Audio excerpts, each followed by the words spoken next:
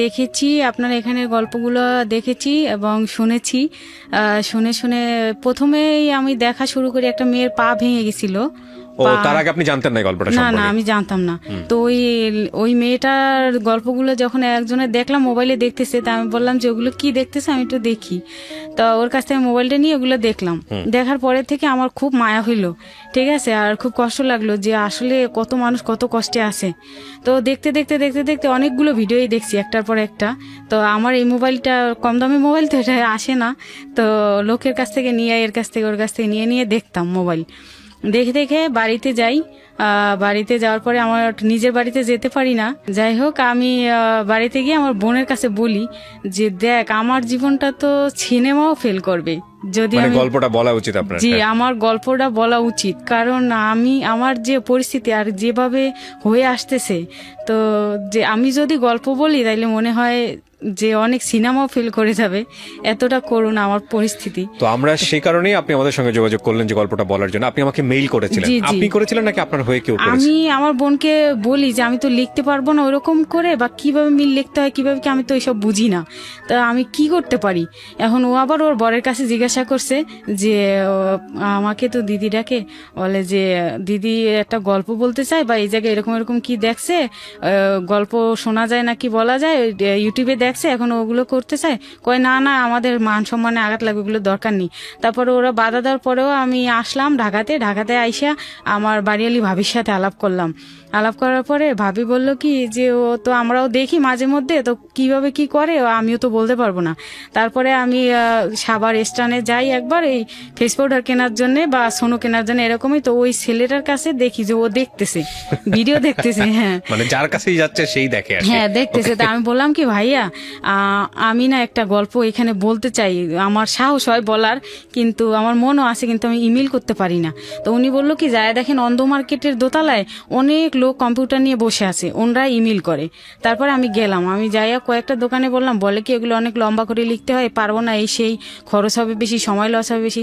তারপরে এক জায়গায় গেছি, উনি দাড়ি টাড়িওয়ালা একটা ছেলে, আমার মনে হইলো যে উনি হয়তো নামাজ টামাজ পড়ে, উনি হয়তো লোকটা ভালো হইতে পারে।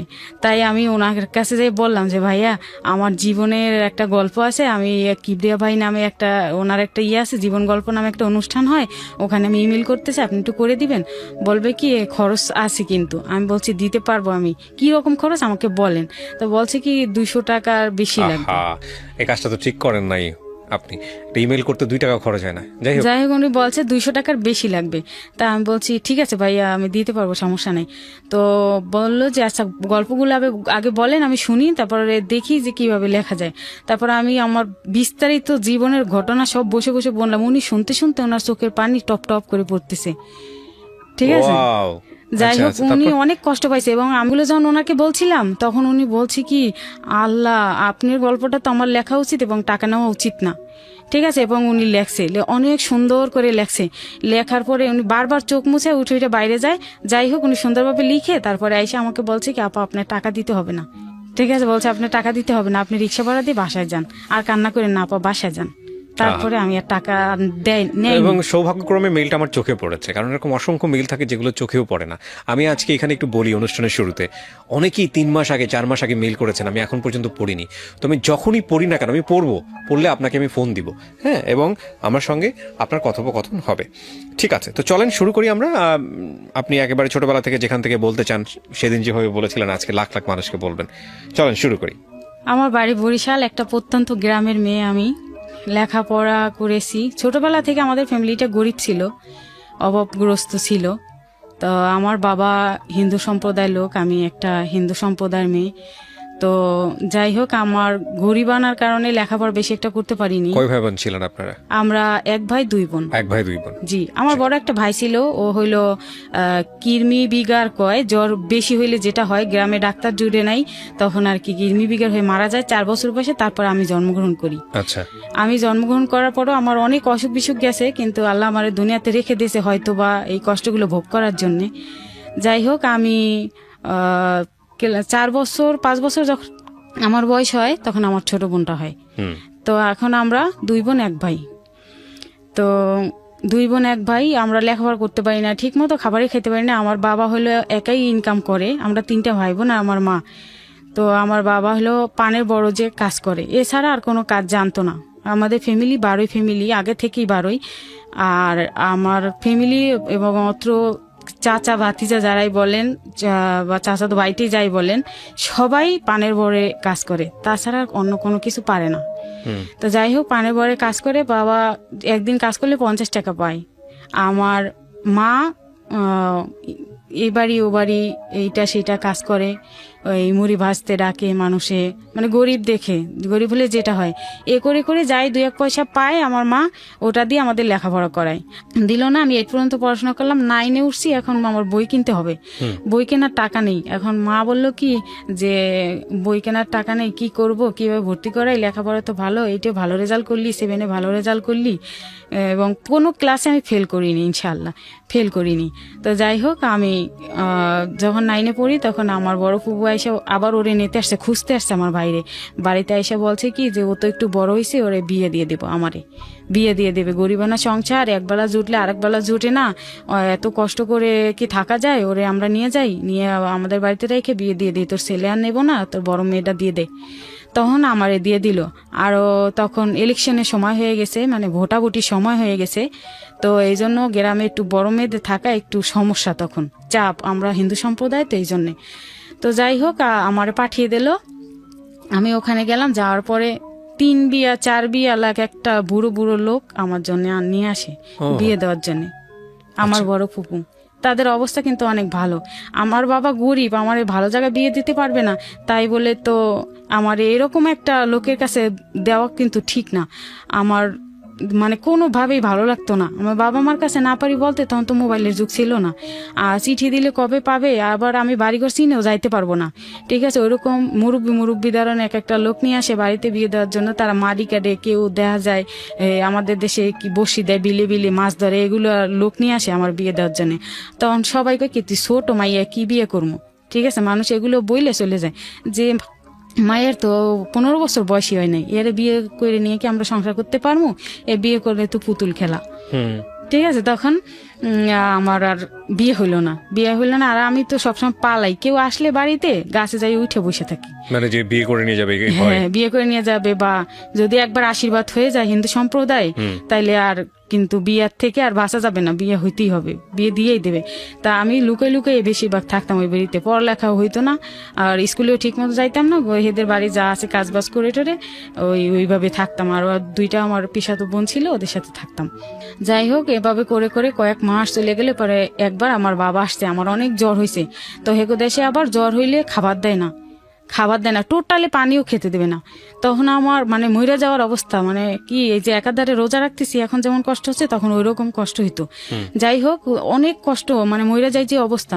তখন আমার বাবা আসছে আমার নেওয়ার জন্য, বলছে কি যে ওর কি হয়েছে শুনছি, মানুষের লোকের কাছে কাছে শুনছে যে আমার অসুস্থ, 15 দিন থেকে জ্বর, তখন টাইফয়েডের মধ্যে চলে গেছে। তখন আমার বাবা আইসা বললো কি যে তোরে বাড়ি নিয়ে যাই, তোর অবস্থা তো খারাপ, আর 2-1 দিন গেলে মরে যাবি। তখন আমার নৌকায় করে করে বাড়ি নিয়ে আসছে, কিভাবে বাড়ি নিয়ে আসছে আমি বলতে পারবো না, ও ছোটবেলার কথা, অনেক কষ্ট করে আমার বাড়ি নিয়ে আসছে নৌকা করে শোয়াইয়া। তারপর নিয়ে আসছে, সবাই বলছে কি মেয়ে তো আর বাঁচবে না, যে অবস্থা টাইফয়েড জ্বরে, আরো না খাওয়াই 15টা দিন, এই যে বাইসে আছে, এটাই তো অনেক ভাগ্যের ব্যাপার। তো যাই হোক, এরপরে বাবা নিয়ে আসলো, নিয়ে আসার পরে ক্লাস 9-এ তখন পড়ি, ফাইনাল পরীক্ষা দিলাম। ফাইনাল পরীক্ষা দেওয়ার পরে আবার 10-এ ভর্তি হইলাম না, পাশ করে উঠে গেছি, তো বই কিনতে পারি না, আবার 10-এ বই কিনতে পারি না পরে আমার বাবা জানে না আমার মা 2000 টাকা সুদে আনছে। সুদ আমাদের এলাকায় মুসলমান এক কাকা দুধ বিক্রি করে, কাকা সুদে টাকা লাগাইতো। তো যাই হোক, ওনার কাছ থেকে 2000 টাকা আনছে, এনে আমার বই কিনে দিয়েছে, গাইড কিনতে পারিনি, এবং আরো কিছু কিছু বই বাকি রয়েছে। আবার স্কুলের সেশন চার্জ ছিল, তখন ভর্তি ফি ছিল, ওগুলো দিয়েটি আর টাকা নেই। তারপর আমার মা বললো কি যে তোরে তো পড়াইতে হইবে, আর তোর ছোট ভাই বোন দুইটাও ঠিক মতো পড়াশোনা হচ্ছে না, তোর যেহেতু মাথার ব্রেন এত ভালো, তোরে পড়াবো। তো আমার মা করলো কি, পুষ্টির কাজ ছিল তখন, ফখরুদ্দিনের আমল মনে হয়, হ্যাঁ তত্ত্বাবধায়ক সরকার ক্ষমতায়, তখন পুষ্টির কাজ আমার মা করতো। তো পুষ্টির কাজ করে করে কিছু টাকা পয়সা পাইতো, ও দিয়ে আমি লেখাপড়া করতাম। আমি নিয়ে আসছি আমার মার পুষ্টির কার্ড, আপনি দেখেন।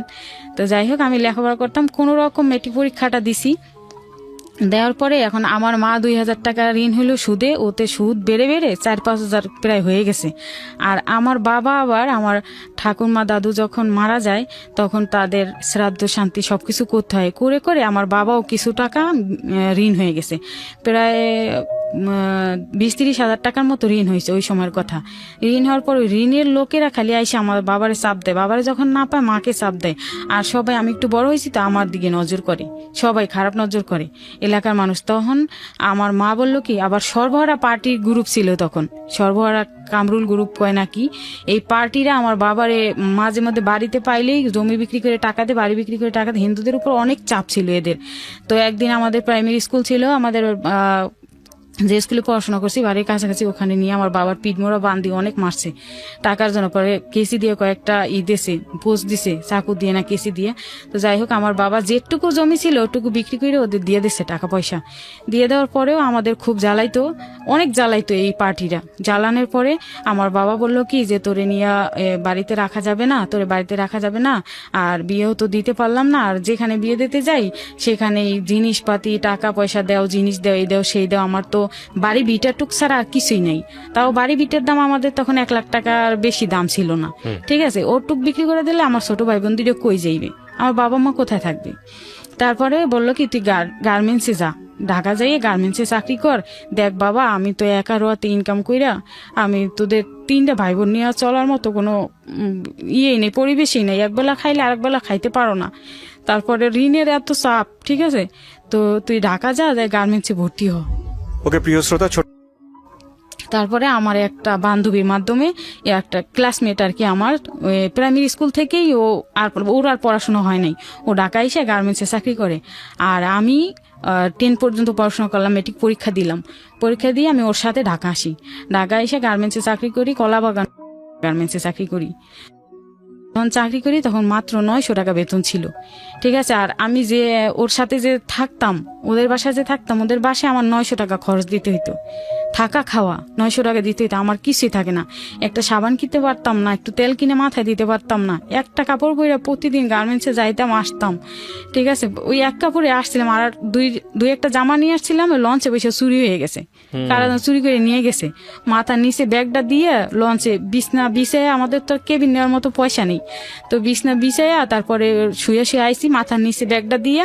তো ওই ব্যাগে 30টা টাকাও ছিল আমার, লঞ্চ ভাড়া দিয়ে দিয়েছি, টিকিট করছে, আর 30 টাকার মতো ছিল, 8 টাকা ছিল না। তো যাই হোক, আমার ওই ব্যাগটা টান দিয়ে নিয়ে গেছে, টান দিছে যখন আমি কিন্তু টের পাই, আমি যখন চোখ খুলছি তখন দেখি কেউই নাই, ঠিক আছে। ওরকম লঞ্চে ছিনতাইকারী থাকে, তো আমি তো আর জানতাম না। আমি ওই এক কাপড়ে আসছি, ওই কাপড় আর আমি কিনতে পারি না, চাকরির পর চাকরি করতেছি, মাসের পর মাস আমি জামা কাপড় কিনতে পারি না। তো ওই মেয়েটার একটা জামা গায়ে দিতাম। আর কলাবাগান, এই মিরপুর কলাবাগান আছে না, কলাবাগান চাকরি করতাম। আচ্ছা, কত সালের দিকে এটা? এটা 2005 সালে। 5 সালের দিকে। কয় টাকা বেতন পেতেন? 900 টাকা। এই সারা মাস কাজ করে 900 টাকা? 900 টাকা, হ্যাঁ। কিসে কাজ করতেন আপনি? এই যে সুতা কাটতাম, হেল্পার যেটাকে বলে, কারণ আমি মেট্রিক পাস করিনি, তো আমার সার্টিফিকেট নেই, রেজাল্ট আসেনি এখনো, সার্টিফিকেট নেই, তাই আমার কোয়ালিটিতে দেয়নি। আমি থাকতাম ওই বান্ধবীর সঙ্গে। উনিও গার্মেন্টসে কাজ করে? হ্যাঁ, উনিও গার্মেন্টসে কাজ করে। ও যেখানে কাজ করে আমি ওই একই সুতা কাটাকাটি কাজ করি। আপনার এলাকাতেই ছিল এই বান্ধবী? হ্যাঁ, আমাদের এলাকাতে, আমাদের একই গ্রামে, আমার প্রাইমারি স্কুলে যেখানে পড়তাম স্কুলের পাশের বাড়ি ওদের। আচ্ছা, তারপরে আমার বাবা কয়েক মাস আমার কোনো খোঁজ খবর পায় না। তারপরে আমার বাবা ঢাকা আসছে। আমাদের এক বাড়ির পাশে এক কাকা আছে, ওই কাকার আবার শালা থাকে সাভারে, ঢাকা। তো ওই কাকার বাড়িতে আমার বাবা আসে 5-6 মাস। তখন আমার চাকরি বয়স হয়ে যায়, আমার জন্ডিস হয়েছে, আমার অনেক জন্ডিস হয়েছে। এখন বাবা আমার বাসা খুঁজে পায় না। এখন বাবা শুধু কারো কারো কাছে হয়তো শুনছে যে আমি কলাবাগান গার্মেন্টসে চাকরি করি, আমি রায়বাজার মুক্তি সিনেমা হলের সামনে দিয়ে আমার যেতে হয়, আসতে হয় গার্মেন্টসে যাওয়ার সময়, ওইখানে আমার বাসা। কিন্তু বাসাটা বাবা চিনত না। তখন আমি গার্মেন্টস থেকে একদিন যাই, খুব ক্ষুধা লাগছে, মনটা খুব খারাপ। আর রাত 8টায় ছুটি হয়, 9টা 10টা 2 ঘন্টা বাসায় থাকি, 9টা 9:30 পর্যন্ত বাসায় থাকি, 10টার থেকে আবার নাইট ডিউটি শুরু হয়। এরকম কন্টিনিউ প্রায় 10-15 দিন ডিউটি করতেছি। ডিউটি করতে করতে আমার জন্ডিস ধরে গেছে, ওর ঘুমা না খাওয়া, আরো কাজের পর কাজ। হেল্পারদের তো প্রচুর পরিশ্রম গার্মেন্টসে, ঠিক আছে। আর আমি যে বাবাকে ফোন দিব, বাড়িতে ফোন দিব, 1 মিনিট ফোন করলে 10 টাকা। তখন মানুষের মোবাইল দিয়ে, দূরে দূরে দোকান ছিল একটা একটা, তখন 1 মিনিট ফোন করলে 10 টাকা, আর মিস কল দিলে 5 টাকা।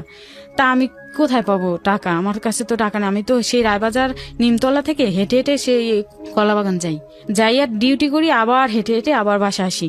আর ওদের বাসায় খাই কি সব দিয়ে খাওয়াই তো আল্লাহ। আলু টালু মানে পচা আলু, পচা পেঁয়াজ এইসব কিনে টিনে আনতো। 900 টাকা যে দিতাম, ওরা হালাল করে আর নেয়নি আমার টাকাগুলো। আমার কষ্টের হালাল টাকা ইনকাম, কিন্তু ওরা হালাল করে নেয়নি। যাই হোক, আমি ওইভাবে খেয়ে খেয়ে 15 দিন গেল আমার জন্ডিস মন্ডিস হয়ে লিভার টিভার নষ্ট হওয়ার পথে। তখন আমি গার্মেন্টস থেকে বাসায় যাচ্ছি, ছুটি হয়েছে, বাসায় যাচ্ছি, অনেক লোকজন তো একসাথে যাই। তখন আমার কানে আওয়াজ আসে যে আমার বাবার মতো কণ্ঠ পাওয়া যায়। ঠিক আছে, আমার কানে আওয়াজ আসে, কিন্তু আমি চতুর্দিকে তাকাই, আমার বাবাকে দেখি না। হঠাৎ করে একটা কলা বিক্রি করে একটা লোক দেখি কি আমার বাবা ওইখানে বসে বসে ওই কলাওয়ালার সাথে কথা বলতেছে। উনি আমাদের এলাকার, ঠিক আছে, ওনার সাথে কথা বলতেছে, ওনারে চিনছে তাই। আর ও আমার বাবা যার সাথে আসছে ঢাকা সাভার, যে এক মামার বাসায় আসছে পরিচিত, উনি হলে আমাদের বাড়িটা বিক্রি করবে। অলরেডি আমার বাবা বাড়ি বিক্রি করার কথাপত্র বললে তারপরে আইছে। তা আমি তো আর ওইটা জানি না, এখন আমি ফলো করছি যে আমার বাবার কণ্ঠ পাওয়া যায়। আমি 1000 লোকের ভিতর থেকে আমার বাবাকে বেছে বের করতে পারবো।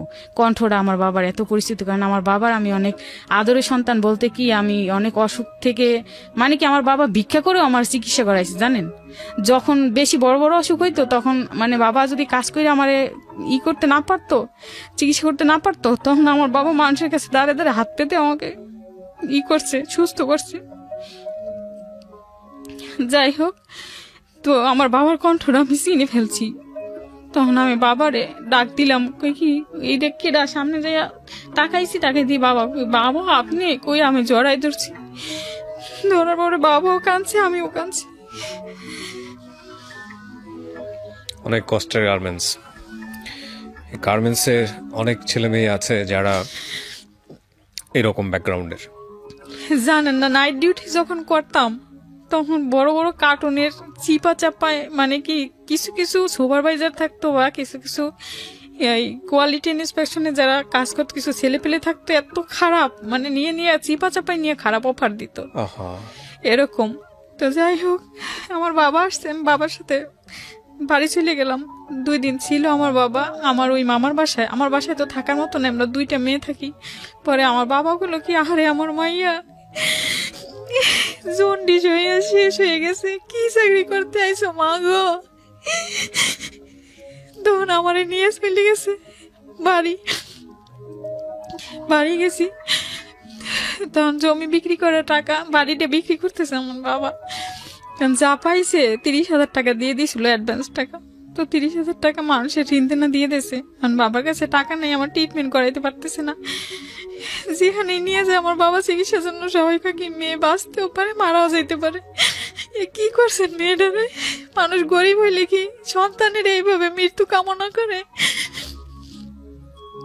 তখন আমার বাবা ডাক্তার তো দেখাইছেই, সুদে আবার টাকা আনছে, টাকা এনে ডাক্তার তো দেখাইছেই, আবার একটা বেডির কাছ থেকে একটা মালা পরা এনে দিছে ছোট, আর কি জানি দিছে তেল টাল পয়রা, ওগুলো খাইতে বলছে। তো ওই মালা পরাটা আমি মাথায় নিছি, ওইটা বলতে বলতে মালাটা বড় হয়ে আমার পা দিয়ে পড়ে গেছে। পরে আমি খালে ফেলাই দিয়েছি।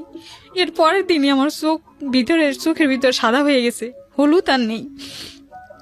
আর ডাক্তারি ওষুধগুলো খাওয়াতে আমার ভিতরের থেকে মনে হয় একটু ভালো কাজ করছে। আমি এখন চিড়া টিড়ে ভিজাইয়া খেতে পারি, আমার খাওয়ার সমস্যা হয় না, এখন খাওয়া যায়। পাউরুটি একটা আনলে আমার ওই ভাই বোনেরা তো ছোট, ওরা তো উপরের থেকে ওই চামড়াটা খাইতে খাইতে খাইতে একটু হয়ে যেত, ছোট হয়ে যেত, তখন ওইটা আমারে দিত। মানে কি, আমি তো বড়, আমি সহ্য করতে পারি, ওরা তো মানে একটা কিছু দেখলে সহ্য করতে পারে না, লোভ হয় খাওয়ার জন্য। তখন ওরা একটু খাইতো আর চা থাকতো আমারে দিত, আমি ওইটা ভিজে খাইতে পারতাম।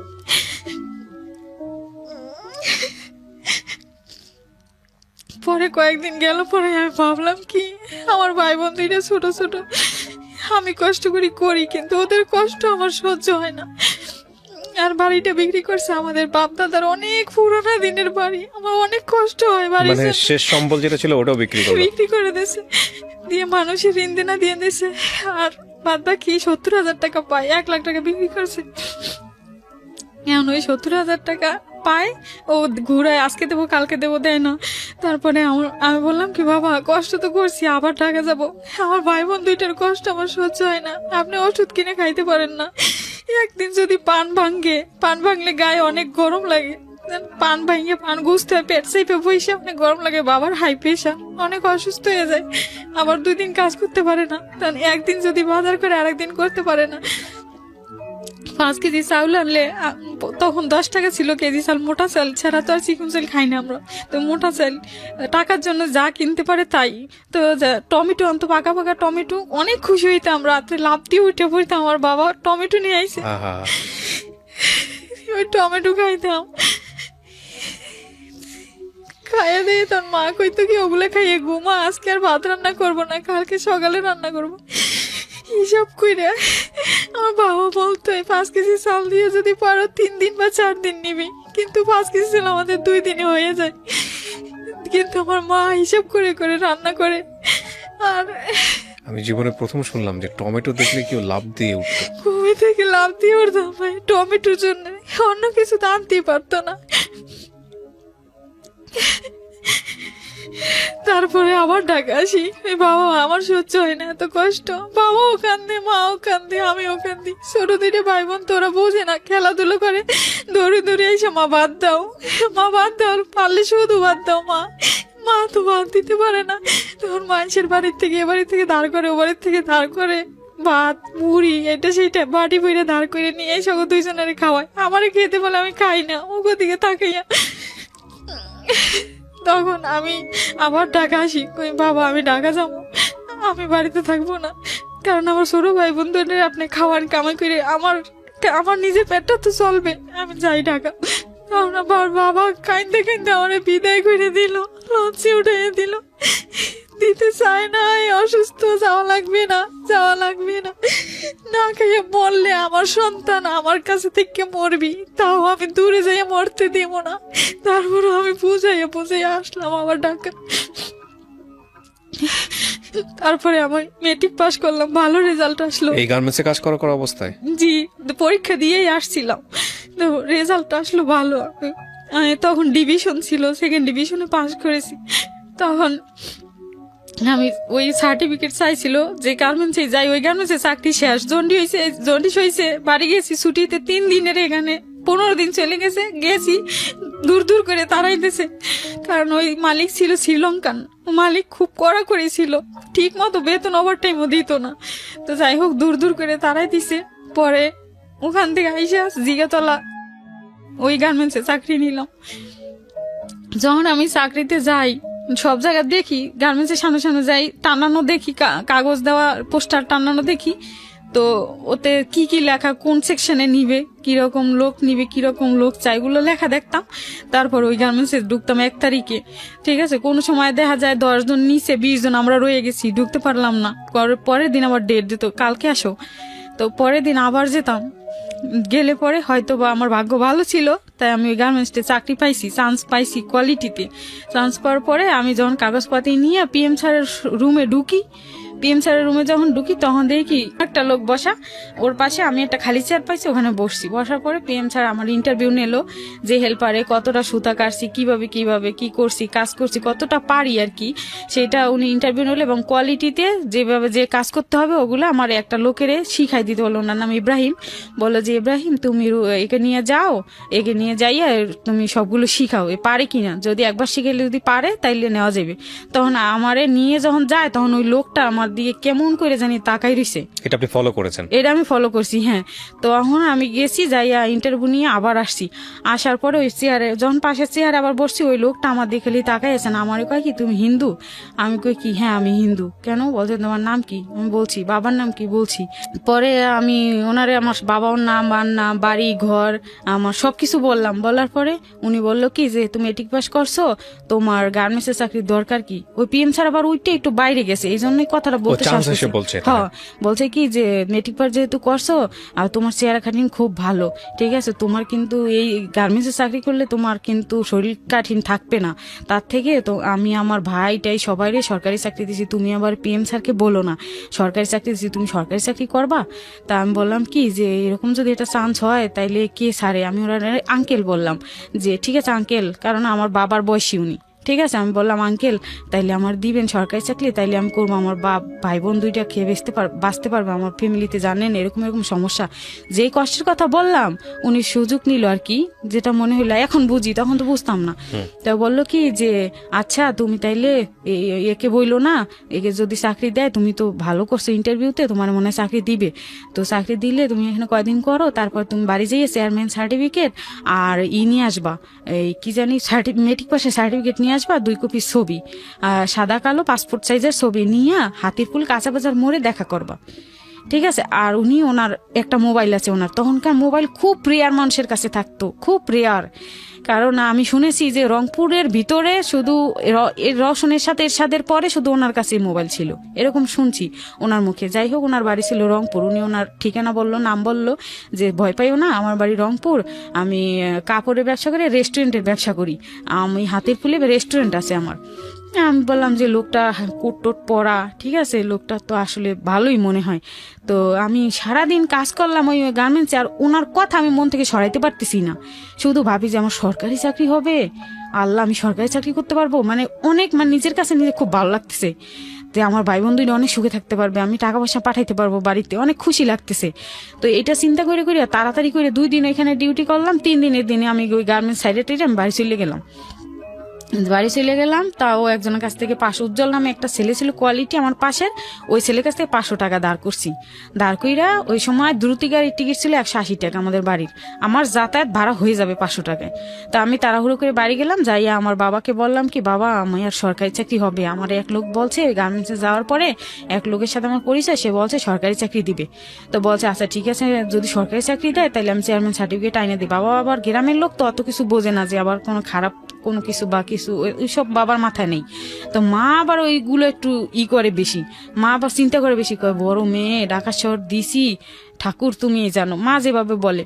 তো যাই হোক, আমি কই কি যে সমস্যা নাই মা, তুমি টেনশন করো না, তো আমি যাই, তো কি হয় হইবে জীবনে। তারপরে গেছি চেয়ারম্যানের কাছে, যাইয়া চেয়ারম্যান সার্টিফিকেট নিয়ে আসছি। চেয়ারম্যান আঙ্কেলটা আবার খুব ভালো, উনি জুব্বাধারী লোক, 5 ওয়াক্ত নামাজ পড়ে, উনি সৌদি থেকে হজ করে আসছে।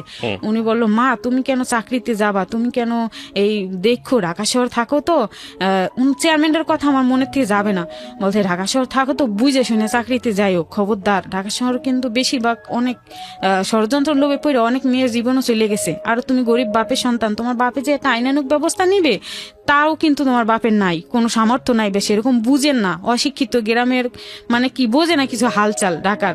তো যাই হোক, তুমি বুঝে শুনে চইলো বাবা, ঠিক আছে। এই কথাটা বলার পরে না আমার কলজের ভিতর একটা বাড়ি মারলো, ঠিক আছে না, আমি খালি একবার আগায় 3বার পাশে, ওরা তো বড় লোক, কোট ভিলেজার পরে দেখছি ওরা তো বড় লোক, আমার যদি নিয়ে মাইরে ফেলায় না, কি করে না কি চাকরি দেওয়ার কথা কয়ে নিয়ে আমার কিডনি বেঁচে হালায়, এরকম কিছু আমার ভিতরে ঢাকাইছি, সার্টিফিকেট নিয়ে ঢাকাইছি।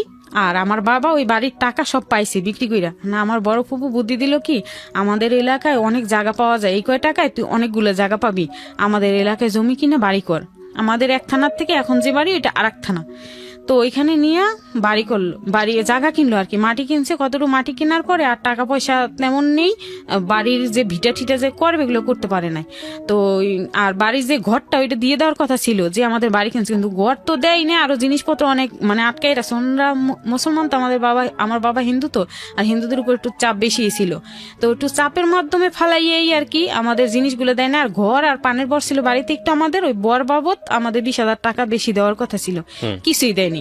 আরো বরং মানে এক পর্যায়ে কি আমার বাবা মা, আমিও তখন বাড়িতে ছিলাম, যখন ছাইরা যাই বাড়িটা, অনেক কান্না করছিলাম। এলাকার লোক আগে আমাদের খুব ক্রিটিসাইজ করছে, খুব করে চলছে, গরিব দিক আত্মীয় স্বজন কেউ আমাদের চাইরে না, দাম দেয় নাই, ঠিক আছে। আর ওই এলাকার লোক তো আমাদের দেখতেই পারে নাই, আমরা গরিব। আমার বাবার মুখে শুনছি এক সময় নাকি আমার ফ্যামিলি অনেক বড় লোক ছিল, অনেক ভালো ছিল, কিন্তু ধাপে ধাপে আমার বাবা আমাদের জন্মের আগেই কিভাবে গরিব হয়ে গেছে, ঠিক আছে, অভাব অনটন হয়ে গেছে আমাদের জন্মের পরেই। তো যাই হোক, আমার মাও অনেক কষ্ট করছে, বাবাও অনেক কষ্ট করছে আমাদের জন্য, তারপরও মানুষ করতে পারেনি একটা ভাই বোনও। তারপর যাই হোক, পরবর্তী স্টেপে আসতেছি, ভাইরে একটু মানুষ হয়েছে। তো যাই হোক, আমি বাড়ির থেকে ওই বাড়িটারই ছাইরা ওই আমার ফুপুর বাড়িতে আমার বাবা মা ভাই বোন সব বুঝাই দিয়ে আমি আবার ঢাকা আসলাম, চেয়ারম্যান সার্টিফিকেট টিকিট সব নিয়ে আসলাম। আইসা এরপর ওই বান্ধবীর বাসায়, যে বান্ধবীর বাসায় গার্মেন্টসে চাকরি করতাম, ওই বান্ধবীর বাসায় এসে উঠছি। ওঠার পরে আমি কইলাম কি যে হিরণ, ওর নাম ছিল হিরণ, আমি করি, তুই তো লেখাপড়া করো নাই, তোরে তো নিয়ে যাইতে পারবো না, নাহলে তোরে নিয়ে গেলে আমার একটু সাহস থাকতো যে দুইজনে সরকারি চাকরি করব, সাহস থাকতো। না আমার তো সার্টিফিকেট আছে, আমি যাই আর দেখি আমি কি কয় লোকটা, আমি চাকরিতে ঢুকবো, সরকারি চাকরি বাড়ির থেকে এগুলো নিয়ে আইসি। তখন কইলো কি বুঝে সুইজা যাইস, আমি কই আচ্ছা ঠিক আছে। তারপরে আমি আসছি ওনার ওইখানে চাকরির জন্য। ওনার আইসা ওনার যেভাবে বলছে, হাতের পুল কাঁচা বাজার মোড়ে নামবা, যে কোনো একটা ফোনের দোকান থেকে আমার এই নাম্বারে একটা ফোন দিবা, তাইলে আমি আইসে রিসিভ করে নেবো, আর যদি আমি না থাকি লোক পাঠাই দেবো, তুমি তার সাথে যাবা। আচ্ছা। তারপর যাইয়ে 10 টাকা দিয়ে একটা ফোন দিছে ওনারে, 1 মিনিট কথা বলছি, আমার নাম বলছি পরে চিনছে। তখন উনি আসছে, আইসা বললো কি কি আনছো, উনি আসছে, অন্য লোক পাঠায়নি। তখন আমি সব দিলাম, দেওয়ার পর বলছে এই তো ঠিক আছে, খুব ভালোই হয়েছে কাগজপাতি, তো কালকে নিয়ে যাবো তোমারে ওখানে, এই কাগজপাতি তো দরকার, ভালো কাগজই আনছো, ঠিক আছে আসো। আমি ওনার পরে উনি বললো কি যে আমার কাকার আঙ্কেল ডাইকো না, তুমি আমারে অন্য কিছু ডাকো। তা আমি বললাম কি যে আপনি তো আমার বাবার বয়সী, আপনার আঙ্কেল ডাকবো না কি করুম? বলছে কি না অন্য কিছু ডাকা। তাহলে আমি বলি আমার এক বলে কি তোমার আমি নাতি ডাকবো, তুমি তোমার দেখতে আমার নাতির মতো লাগে। আমি ওনার বললাম কি তাইলে আপনি আমি নানাই ডাকি। ঠিক আছে আমি নানা ডাকলাম। এখন বারবার খালি নানা বলে বলে প্র্যাকটিস করতে কয়। ঠিক আছে, তা আমি প্র্যাকটিস করলাম। আমার নিয়ে খাওয়ার রেস্টুরেন্ট হাতিরপুল কাঁচা বাজার মোড় দোতলায়, এখানে উঠাইলো, উঠাইয়া রীতিমতো খাওয়াইলো আমারে। জীবনে আমি কোনোদিন মুরগি পোড়া খাই নেই, যেটাকে বলে কি মুরগির গ্রিল না, ওগুলো আমি কোনোদিন খাই নেই। ওগুলো দিছে আমার খাইতে, একটু খাই দেখলাম কি কেমন জানি লাগে, ভালো লাগে না। তখন সস টস কি জানি আবার ভরাই দিল, এরপর ভালো লাগছে, এরপরে খাইছি। খাওয়া দাওয়ার পরে ওই কাগজগুলো দেখে রেখেন, বলছে কি 3 তলায় চলো। আমি বলছি কেন? বলছে কি 3 তলায় চলো, এখন তো সন্ধ্যা হয়ে গেছে, তুমি অত দূর যাবা কিভাবে? আমি কই রায়বাজার নিমতল, অত দূর কোথায়, আমি 20 টাকা 30 টাকা রিক্সা ভাড়া চলে যেতে পারবো, তাতে কি হয়েছে? আরো কথার দরকার আছে, চাকরি করবা কিরকম কি, ইন্টারভিউ তো অবশ্যই নেওয়ার দরকার আছে তোমার কাছ থেকে, যেহেতু আমার ভাই করে আমি চাকরি দিছি বিনে লেখাপড়ায়, তারা লেখাপড়া করে না, তা করে আমি ফায়ার সার্ভিসে সরকারি চাকরি দিছি, পুলিশে সরকারি চাকরি দিছি, এবং ওনার বাবাও সরকারি চাকরি করতো, এবং উনি যে 2 ভাইরে চাকরি দিয়েছে তারা আসলেই মূর্খ, এবং আসলে সরকারি চাকরি তাকেও দিয়েছে। পরবর্তীতে গেছি জানছি দেখছি। তো যাই হোক, আমি বললাম কি যে কি কি ইন্টারভিউ আছে কি, আমি তো এগুলো বুঝি না ভাই, আপনি কি ইন্টারভিউ নেবেন? আপনি কি এখানে অফিস কোনো? কয় অফিস আমার আছে, আমি নিয়ে যাবো না, তুমি চলো 3 তলায়। গেলাম 3 তলায়, যাওয়ার পরে কাউন্টারের পাশে 3 তলায়, ওটার হোটেলটার নাম ছিল হোটেল 3 তলা, তার নিচে খাওয়ার রেস্টুরেন্ট 2 তলা, 4 তলাও ওনারই হোটেল, 5 তলাও ওনারই। তো 3 তলা পর্যন্ত আমারে নিয়ে গেছে, কাউন্টারের পাশে 108 নম্বর রুমে আমারে রাখছে। রাখার পরে ওখানে ছোট একটা খাট আছে, রুমের ভিতরে ফ্রিজ আছে, টিভি আছে, সমস্ত কিছু সাজানো, ওখানে আমার রাখছে। রাখার পরে আমি বলছি কি বসো, তোমার কাগজপত্র তোমার কাছে থাক, আমি বাইরের থেকে তালা মাইরে রাখি, তুমি থাকো, নাইলে হয়তো আমার রংপুরের সব স্টাফ আছে হোটেলে, ওরা ডিস্টার্ব করতে পারে, আমি বাইরে থেকে তালা মাইরে আমি একটু বাইরে অফিসের কাজে যান ধানমন্ডি থানায়। তা আমি বলছি আচ্ছা ঠিক আছে, তাইলে আপনি কি এখানের মালিক নাকি? বলছে হ্যাঁ, আমি এই 3 তলা 4 তলা 5 তলা এগুলো চালাই হইলো রুম ভাড়া দিই লোকের কাছে, রুম ভাড়া দিই, যত ঢাকার বাইরে যত লোক আসে ট্রিটমেন্ট নেওয়ার জন্য, এদের এই ট্রিটমেন্ট করাইতে হসপিটাল এখানে থাকতে হয়, তখন আমি রুম ভাড়া দিই। আর কিছু কিন্তু বলে নেই, এর ভিতরে যে রহস্য আছে আমি তো জানি না। যাই হোক, তারপরে আমি ওখানে থাকলাম, কিন্তু আমার বুকের ভিতর না ধুকধুক করে। আর আমি তখন কি হিন্দু সম্প্রদায়ের মেয়ে, আমি মুসলমান, হিন্দু পাড়ার ভিতরে আমি যাইতাম না কখনো, এবং কারোর সাথে মিশতাম না, চলতাম না, কারোর সাথে কথা বলতাম না। তারপরে আমি হিন্দু ধর্ম সম্পর্কে আমার বাবা মা কিছু শিখাই নাই, আর তেমন কিছু শিখতেও পারি নাই। যাই হোক, অভাব অনাটনের কারণে বাবা মা দুইজনেই ছিল, কাজ করে খাওয়াইতে হইতো, কিছু বুঝি নেই। কিন্তু স্কুলে যাইয়া ওই বন্ধু বান্ধবের কাছ থেকে, বান্ধবীদের কাছ থেকে ওরা যখন ধর্ম পিরিয়ড করতো, এক হুজুর স্যার ছিল, উনি মাথায় কাপড় দিয়ে বসাইতো, আমাদের হিন্দু যে কয়টা মেয়ে ছিলাম বাসায় মাথায় কাপড় দিয়ে বসাইতো, এবং ওই নবী রাসূল সাল্লাল্লাহু আলাইহি সাল্লামের কথা এত সুন্দরভাবে বলতো, মানে মুগ্ধ হয়ে যাইতাম শুনতে শুনতে। তা আমার না ছোটবেলা থেকেই যেন ওদিকে নজর, ঠিক আছে? তো ওই নজরটা ঠিকই আমার বন্ধু বান্ধবের প্রতি ছিল, ধর্মের প্রতি ছিল, কিন্তু ওই বুড়ো লোকটার প্রতি আমার ওই মানে ওই জিনিসটা কাজ করতো না। উনি যে মুসলমান, বা উনি ভালো হবে বা কিছু, বা উনি ইসলাম ধর্মের লোক, উনি খারাপ কিছু করবে না বা কিছু, এরকম বিশ্বাস ছিল না আমার। ওনার প্রতি এরকম বিশ্বাস ছিল যে উনি যেন খারাপ, এরকম আমার মনের ভিতরে লাগে, উনি যেন খারাপ শুরু থেকেই। ঠিক আছে, উনি যেন খারাপ, মুসলমান হিসেবে তাই কি মুসলমানের মধ্যে ভালো মন্দ আছে না? আমার মনের কাছে মনে প্রশ্ন কইরা আমি কুলাই উঠতে পারতেছি না, যে চাকরিতে আমি ঢুকমই নাকি চাকরির লোভে কি আমার জীবনটা শেষ হয়, নাকি আমার নিজের মনের মধ্যে প্রশ্ন শেষ নাই। যেহেতু লেখাপড়া একটু করছি, ক্ষুধা মেটানোর জন্য, আবার এদিকে পেটে তো ক্ষুধা, জীবনে তো বুঝতে অস্ত্রের পারছি। দিকে ভাই বোন দোনোটা কি মরেই যায় না খাইয়া, না কি না বাবা স্টক করে ফেলায়, বাবা তো অলরেডি 2বার স্টক করছে, আমি পরবর্তী স্টেপে আসতেছি। তো যাই হোক, আমি মানে চিন্তায় কুলে উঠতে পারতেছি না যে কি করব। তখন ভাবলাম কি যা জীবনে যা আছে থাকি, তো উনি তো আমার বাপ বয়সী লোক, উনি তো আমার সাথে এমন কিছু করতে পারবে না। ওই বিশ্বাসে আমি রইলাম। রাত 10টা 11টা পর্যন্ত আমি টেনশনেই করতেছি শুয়া শুয়া। আমার কোনো ঘুম নাই, খাওয়া নাই, আমার পেটে যে ক্ষুধা। আমি যে বাড়ির থেকে আসছি কালকে, আইসা যে ওর বাসায় করে চাল ভাজা খাইছি, আর আজকে সারাদিন গেল, রাত 10টা 11টা বেজে গেছে, আমার পেটে যে কিছুই নাই। আমার কিন্তু ওদিকে খেয়াল নেই, আমার শুধু খেয়াল এই লোকটার প্রতি। ঠিক আছে, তারপরে উনি থানা থেকে ঘুরে আসছে রাত 12টায় এসে উনি রুমের তালা খুলে ভাত দিছে আমারে, ডাল আর মুরগির মাংস দিয়ে আমার ভাত দিছে। আমি বললাম ভাত খাবো না। আপনি এত রাত পর্যন্ত কইছিলেন, আমার কোনো খোঁজ নাই, আমি পানি খাওয়ার জন্য মরে যাচ্ছি, বাথরুমের পানি খাইছি, আপনি এত রাত্রি পর্যন্ত কইছিলেন। পরে বলছে কি আমি থানায় অনেক কাজে বিজি ছিলাম, ঠিক আছে, আমি থানায় অনেক কাজে বিজি ছিলাম, তুমি টেনশন করে না, থাকবো না, আমার মাফ করে দাও, আমি বুঝতে পারি নাই তুমি পানির পিপাসা বাথরুমের পানি খাইছো। তা বলছে যে স্টাফ করে ধমকি দিতেছে, হ্যাঁ তোমরা জানলা দিয়ে 1 গ্লাস পানি দিতে পারলা না মেয়েটারে, তোমরা জানো না যে আমি এখানে একটা লোক নিয়ে আসছি এবং সবাইকে কি তুমি খারাপ মনে করো নাকি। এই কথাটা আমার একটু মাইন্ডে লাগছে। ঠিক আছে, যে আমাকে খারাপ ভালোর কি আছে, আমার নিয়ে আসছে, আমি চাকরি করবো, শেষ, আমার খারাপ ভালোর কি আছে। তারপরে স্টাফ আরিফুল ইসলাম নামে একটা স্টাফ ছিল, দৌড়ে আমার কাছে সরি টরি আপা এই সেই বলছে, বুঝতে পারিনি। আমি বলছি আমি কলিং বেলও দিছি, আপনারা শোনেন না, আমার পানি পিপাসা লাগছিল। তা যাই হোক, উনি সরি টরি বলে গেছে। এরপরে পরবর্তীতে কিন্তু আমার খাওয়ার কোনো অসুবিধা হয় না, জানলা দিয়ে সবসময় খাবার দিত। যাই হোক, এরপরে উনি বলল কি যে বোন কালকে কিন্তু সকালে ইসে যাইতে হইবে, বঙ্গবাজার ফায়ার সার্ভিস অফিসে ইন্টারভিউ দিতে যাইতে হইবে সকালে, তাইলে তুমি এখন ঘুমাই পড়ো নাকি। তা আমি বলছি না, আমার ঘুম আসবে না, আমি কালকে ইন্টারভিউ দিয়ে তারপরে আমি বাসায় চলে যাব, আমার এখানে ঘুম আসবে না। আমি এরকম বিল্ডিং এ কোনোদিন থাকিনি, অ্যাকচুয়ালি থাকিনি এরকম বিল্ডিং এ। আমার ওই কুড়ে ঘরে থাকার শান্তি, আর রায়বাজার নিমতলে আমি 3 সেট একটা বাসায় ভাড়া থাকি, আমার ওটাই শান্তি। আমার এই বিল্ডিং এ আমি কোনোদিন থাকি নেই, আমার ভয় লাগে। কিন্তু আসলে তো আমার ভালো লাগতেছে, কিন্তু ভিতরে ভয় কাজ করতেছে, আমি তো ওরা বুঝতে দিতেছি না যে আমার ভালো লাগতেছে বা এত ভালো খাটে শুইছি বা কিছু। যাই হোক, আমি ওনারা বললাম কি আপনি চলে যান আমার রুমের থেকে, আমার না অনেক রাত হয়ে গেছে, আমার না ভয় লাগে, আপনি চলে যান আমার রুমের থেকে। একবার নানা বলি, একবার আঙ্কেল বলি, ঠিক আছে, কারণ আঙ্কেল বলা অভ্যাস, এখন তো নানা উনি শিখাই দেয়, বারবার বলতে পারি না, ভুলে যাই। তো যাই হোক, উনি বলে কি আমি বটি নিয়ে আসছি উপর থেকে, পেয়ারাগুলো কাট। উনি পেয়ারা নিয়ে ঢুকছিল আর থানা থেকে আসার সময়, তো বলছে পেয়ারাগুলো কাটো, দুইজনে খাই, আর হইলো আমার চুলে কালি দিয়ে দাও। উনি কালি গুলাইছে, ওর রুমটা ওনারই অ্যাকচুয়ালি, ঠিক আছে, উনিই থাকে ওই রুমে। তো উনি একটা ড্রয়ার টান দিয়ে সিন্দুকের ভিতরে দেখি বান্ডিল টাকা, ঠিক আছে। ওই ড্রয়ার যখন টান দিয়েছে চুলে কালি দেওয়ার জন্য, তখন বান্ডিল টাকা। আমি আরো ভয় পেয়ে গেছি, ঠিক আছে, যে উনি আসলে কি, ঠিক আছে। আর অত বেশি টাকা আমার জীবনে আমি কোনোদিন দেখিনি। ওদিন যে অত টাকা দেখছি, আমার ভিতরে আতঙ্ক হয়ে গেছে যে নাকি উনি আবার বলে যে ও আমার টাকা চুরি করার জন্য আসছিল, চুরি করছে এই জন্য আগে এবার জেলে টেলে ঢুকাই দেয় নাকি। আমার মনে আর এক সমস্যা সৃষ্টি হয়ে গেল। তখন উনি ওই বের করছে, এই কালি বের করছে, কালি গোলাইলো ফ্রিজের মধ্যে, আর আমারে বটি দিয়ে পেয়ারা কাটতে বললো।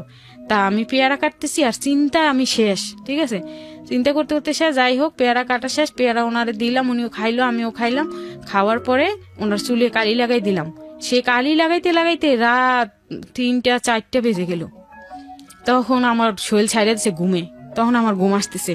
তখন আমি ওনার বললাম কি আঙ্কেল, একবার নানা যান একটু বাইরে, আমার ঘুম আসতেছে, এখন আমি ঘুমাবো, আপনি একটু যান, আপনি অন্য রুমে যান, নাইলে আমার একটা অন্য রুম দেন, যাতে আমি একটু ঘুমাইতে পারি, সকাল হইলে পরে আমি ইন্টারভিউ দিয়েই বাসায় চলে যাব, কারণ আমার শরীরটা অনেক ক্লান্ত হয়ে আসছে। তখন উনি বললো কি এত সুন্দর শরীর আবার ক্লান্ত, আমার কেমন জানি লাগতেছে। আর হাসি যে দেয় অট্টহাসি, এখন হাসির আকৃতি, কথার আকৃতি অন্যরকম হয়ে গেছে, ঠিক আছে। রাত বেশি হয়ে গেছে, সবাই ঘুমাই পড়ছে, কেউ জাগনা নাই, ঢাকা শহর নির্জম হয়ে গেছে। তখন তো আমার পায়ের নিচে আর মাটি নেই, ঠিক আছে, যে খাইছে। ওনার হাসি টাসি তো ভালো না। তখন উনি বলছে কি এদিকে আসো, আমার নিয়ে গেল বাথরুমের ভিতরে। বাথরুমটা কয়েকখানা টাইলস বাথরুমের উঠাইয়া, ওই বাথরুমের প্যানটা উঠাই কয় কি এই যে ফাঁকাটা আছে না, এখানে তোমার মতো 10টা মেয়ের লাশ আছে এখানে। এই কথা বলার পরে আমি কই খাইছি, আমি কই এলাম, আমার হাত পা ছাড়িয়ে দিছি, কাঁপা শুরু করে দিছি, ঠিক আছে। এরপরে আমার বের কইরা ওই রুমের থেকে বের করছে, আমার হাত কিন্তু ধরে রাখছে। আবার তো ওর এলাকার লোক সবাই দারোয়ান টারন সব রংপুরের, নিচে কলেপসেবল গেট মেট সব মারা, দৌড় দিয়ে যাবো কোথায়? তো যাই হোক, আমি দৌড় দিতে চাই একবার, ও হাত ধরে ফেলাই। তখন আর এক রুমে নিয়ে গেছে, নিয়ে যাইয়া বাথরুমের টাইলস মেলস উঠাইয়া দেখাইলো যে ওর ভিতরে মদ, বিয়ার, গাঁজা, ছুরি মুড়ি পিস্তলের অভাব নেই ওর ভিতরে, টাঙ্কির মতো ওর ভিতরে। দেখা তো আমি আরো শেষ। ঠিক আছে, এরপরে উনি কতগুলো কাগজপাতি বাইর করলো, ওই কালি দেওয়া মাথায় কালি শুকাচ্ছে, ওই ফাঁকে এগুলো করতেছে। যাই হোক, উনি অনেক কাগজ বের করছে সিন্ধুকে থেকে, বের করে দেখাইলো উনি নিউ মার্কেটের পাশে গাউসিয়া হোটেল ম্যানেজার ছিল, অনেক দিন চাকরি করেছে, 10 বছর বয়সের থেকে উনি ওইখানে ম্যানেজার ছিল। এবং উনি হোটেলের মালিক, উনি মাসে লক্ষ লক্ষ টাকা ইনকাম করে। সিন্ধুক খুলে দেখাইলো এত টাকা আমার, এত স্বর্ণ গহনা আমার, আর স্বর্ণ জিনিস যা দেখি সিরা কাটা, মানে কি আস্তা না, কোনো চেন কানের দুলটু ছিঁড়া বিরা। তা আমি ওগুলো দেখে ভাবি কি যে উনি কি হাইজ্যাক মাইজ্যাক করে আনছে মানুষের থেকে ছিঁড়া বিরা কে স্বর্ণগুলো।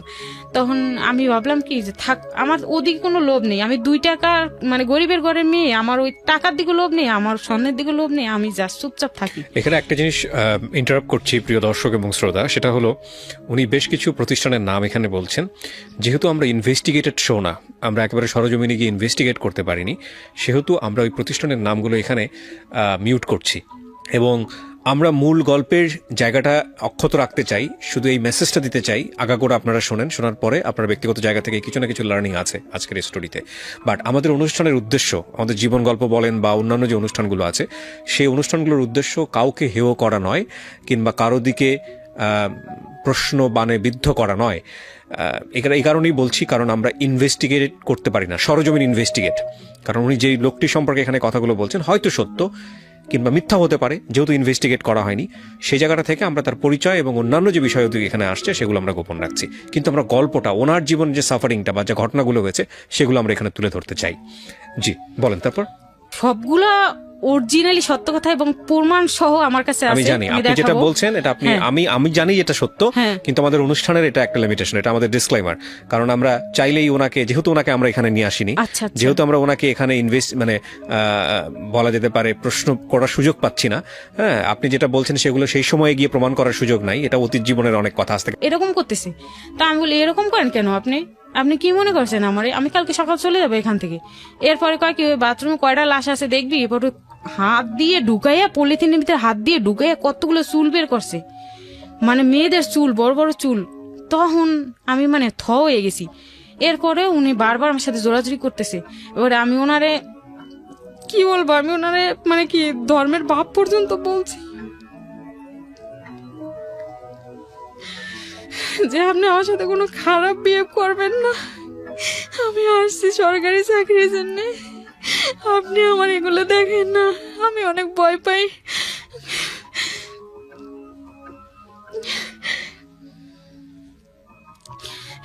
তারপরে ওদিন কত বছর আগের গল্প? 2005 সালের শেষের দিকে, 15 বছর আগের গল্প। এবং আপনারা শেষ পর্যন্ত মনোযোগ দিয়ে শুনবেন যে কি হয়েছে ওনার জীবনে। হয়তো এখানে লাশ ছিল না, উনি মাথার চুল দেখিয়েছেন, যেভাবে হোক ওনাকে ভয় দেখানোর একটা ব্যবস্থা করেছেন নাকি, যাই হোক। তারপরে আমি হতভম্ব হয়ে গেছি। ওই কথাটা এখনো আমি ফিল করলে আমি সাথে সাথে স্ট্রোক হয়ে যাই, এখনো আমার ওরকম লাগে। তারপরে আমি বললাম কি, আপনার হাতেও ধরি, পায়ে ধরি, আপনি আমার না কাকা না, আপনি আমার ধর্মের বাপ, আপনি আমারে এরকম করেন না। তখন উনি বলল কি যে আমার কাছে যে আসে তাকে আমি আগে মেয়ের মতো দেখি, তারপরে বোনের মতো দেখি, তারপরে তারে আমি কি বলবো, তার সাথে যেটা করার সেটা করি, তারপরে সে যদি আমার কথার মধ্যে থাকে তাহলে থাকলো, আর নাহলে তারে কেটে ওইখানে ফেলে দিই। এই কথা বলাতে আমি আরো ভয় পেয়ে গেছি। তখন আমি মানুষের জায়গায় মানুষ নেই, যতবারই আমাকে টাচ করতে আসে অতবারই আমি চিল্লাপাল্লা করি, আমার মুখ চেপে ধরে। ওই দিন গেল, ওই রাত গেল, সকাল হয়ে গেছে, তো ওনারও মনে হয় ঘুম চলে আসছে। উনি মাথাটা ধুইলো, ধোয়ার পর ওনার ফোনে একটা ফোন আসলো। ফোন আসার পরে মনে হয় হোটেল মনে হয় খারাপ কাজ চলতো, উপরে মনে হয় পুলিশ টুলিশ আসছে, এই জন্য উনি রুমের থেকে তাড়াহুড়ো করে বেরোই গেল, বাড়ির থেকে তালা লক করে গেছে। আর বলছে কেউ যদি এসে দরজা নক করে তাইলে আওয়াজ করবা না, চুপচাপ থাকবা, যা করার আমি বাইরের থেকে করতেছি, আওয়াজ করবা না, আওয়াজ করলে তোমার পুলিশ ধরে নিয়ে গেলে সমস্যা হবে। আচ্ছা, আমি আওয়াজ করলাম না। চুপচাপ থাকছি। গেট এমন বাইরেছে, পুলিশ আইসা কিছুক্ষণ পরেই কিন্তু পুলিশ আসছে আমারে থুয়ে যাওয়ার পরেই। সকাল 8টা পর্যন্ত পুরোটা হোটেল অভিযান করছে। আমি কিন্তু শুনতে পাই এই রুমের খাট ভাঙে, ওই রুমের দরজা ভাঙে, এই করে সেই করে শুনতে পাই, কিন্তু আমি আওয়াজ করি না, চুপ করেছি। একবার খাটের নিচে ঢুকি, একবার বাথরুমে ঢুকি, একবার এসে খাটের উপরে শুই আস্তে করে, যাতে খাটটা করকর না করে এরকম। ঠিক আছে, এরকম নড়াচড়া করতে করতে দেখি যে পুলিশ আর যায় না, আর আওয়াজ পাচ্ছি পুলিশের ওয়াল এসে যে শব্দটা আসে না, ওই শব্দটা আমি আওয়াজ পাচ্ছি। তো জানলার উপর নক করে, ভিতরে কেউ আসেন, ভিতরে কেউ আসেন, তাইলে জানলাটা খুলেন, দরজা তো বাইরের থেকে তালা, জানলাটা খুলেন, ভিতরে কেউ আসেন, আপনাদের হেফাজত করার জন্য আসছি, খুলেন খুলেন। আমি তো খুলি না, আমি তা আল্লাহ, আপনি কেন খুলতেছিলেন না? আমি খুলতেছিলাম না। পুলিশ যে আসছে, পুলিশ যদি ধৈর্য আমার নিয়ে যায় থানায়, তাহলে আমি বাড়ি যেতে পারবো। আর যদি আমার না নিয়ে যায়, যদি আমার এখানে আবার রেখে যায়, আর এই লোকটার যে দাপট, যে টাকা যদি এতগুলো ধৈর্য দিয়ে দেয়, তাইলে তো আমার রেখেও যাইতে পারে। তখন উনি আমার গলা কাইটে ওই বাথরুমে নিয়ে ঢুকাই দিবে। ওই ভয় আমার। ঠিক আছে, এই জন্য আমি কিন্তু আওয়াজ করতেছি না। তো যাই হোক, ওই দিন গেল। এর পরের দিন আবার সারাদিন আল্লাহ বিল্লাহ করে করে কাটে। রাত্রেবেলা উনি, আমি তো হিন্দুর ঘরের মেয়ে, এই জন্য উনি পুঁইশাকের মধ্যে গরুর মাংস দিয়া উনি আমার রুমে আসছে, পুঁইশাকের মধ্যে গরুর মাংস দিয়ে ভাত দিয়ে আমার নিয়ে আসছে। তা আমি বললাম কি যে ভাত দিছে, ভাত নিয়ে আসছে, আমি বললাম কি সারাদিন খাই নেই, রাত্রেবেলা আমার জন্য এগুলো কিনে আসছেন, আমি এগুলো খাই? আমি তো হিন্দুর ঘরের মেয়ে, আপনি তো জানেন। ভালো করে প্রমাণ করে দেখেন আমার এলাকায় ফোন করে, ঠিক আছে, ভালো করে এলাকায় প্রমাণ করে দেখেন আমি হিন্দুর ঘরের মেয়ে কিনা, আমি এগুলো খাই? উনি বলেন হ্যাঁ এগুলো কিসের মাংস, এগুলো মুরগির মাংস, হ্যান ত্যান। তারপর আমি গন্ধই পাই গরুর মাংসের, তারপর উনি বলে মুরগির মাংস। তারপরে যাই হোক, আমি অল্প কয়টা ভাত কোনো রকম খাইছি এক সাইড দিয়ে, আর সব ভাত রয়েছে। তো যাই হোক, উনি পরে ওই ভাত খাওয়ার পরে বলছে আপেল আনাইছে, বার্গার আনাইছে, এই সেই খাবার দিয়ে রুম ভুইরা ফেলাইছে ওই দিন রাত্রে। মনে করছে কি খাওয়াইলে পরে যদি আমি ওনার মানে অকৃতকর্ম কাজগুলোতে যদি রাজি হই, কোনোভাবে আমি রাজি না। যাই খাওয়াই আমি কিছু খাই না, আমি একটু মুখে দিই, পিছন দিয়ে বাম হাত দিয়ে ফেলে দিই, আমার ভালো লাগে না। আবার ভাবি বিষ টিস মিশিয়ে আনছে নাকি, বা ঘুমের ওষুধ আনছে নাকি। ওই টিভিতে দেখি জায়গা বে জায়গায় মেয়ে মানুষের ঘুমের ওষুধ খাওয়াই, নির্যাতন করে, এই করে টিভিতে দেখা যায় সব চ্যানেলে। ঠিক আছে, ওই বারবার রুমের মধ্যে বসে টিভি চালায় দেখতেছি, বারবার চ্যানেল উলট পালট করে দেখতেছি, টিভি তো আমার রুমেই। তো এখন আমার ওইগুলো খালি চোখের মধ্যে ভাসে, তাই আমি খাইতে চাচ্ছি না, যেটা দেয় তাই খাইতে চাচ্ছি না। তো পেয়ারা আর আপেল খাই, কারণ ওগুলো আমি নিজের হাতে ধুই, নিজের হাতে কাটি, এজন্য খাই। তো যাই হোক, উনি খাওয়া দাওয়ার পর যখনই রাত 2টো বাজে, তখনই উনি আমারে আবার ধরছে। তখনই আমি ওই ধর্মের বাপকন ভাইকন যখন সব বলছি, তারপরেও উনি আমার ছাড়তেছে না। এরপরে আমি বারবার যখন কান্দাকাটি করি, তখন খাটের স্টান ভাঙিয়া 2-3টা বাড়ি যে দিল, আমার পাশা পোষা মনে করেন কোমর টোমর সব মনে হয় শেষ, এরকম 2-3টা বাড়ি দিছে। পরে আমি এত চিল্লাপালা আইসে ভিতর থেকে, কিন্তু মুখ এমন জোরে চাইপা ধরছে এরকম করে, আমি চিল্লাইতে পারি না, কান্না করতে পারি না, এরকম ডুগরে ডুগরে কানতে কানতে আমার মনে হয় কি ভিতরটা জমে গেছে, রক্ত ব্লিডিং আসতেছে, এরকম লাগতেছে। তারপরে উনি কি করলো, এই আবার ওই বাথরুমে নিয়ে ওইটা দেখাইলো, দেখবি মানুষের মাথার খাবরা আছে এইখানে, দেখবি, থাক দেখামো না তোরে, তুই যদি আবার র্যাপ ট্যাপ যদি কোনো সময় আসে, যদি আবার বইলে দাও, থাক তোরে আর ওগুলো দেখামো না। এই হোটেলের মধ্যে অনেক ভয়ানক কিছু আছে, তোরে দেখাইতে পারি, কিন্তু তোরে দেখামো না। মায়া মানুষ তো বিশ্বাস করতে নাই, যদি কোনো সময় এখান থেকে সুইটে যাইতে পারো, তাহলে তো আমার 12টা বাজবে।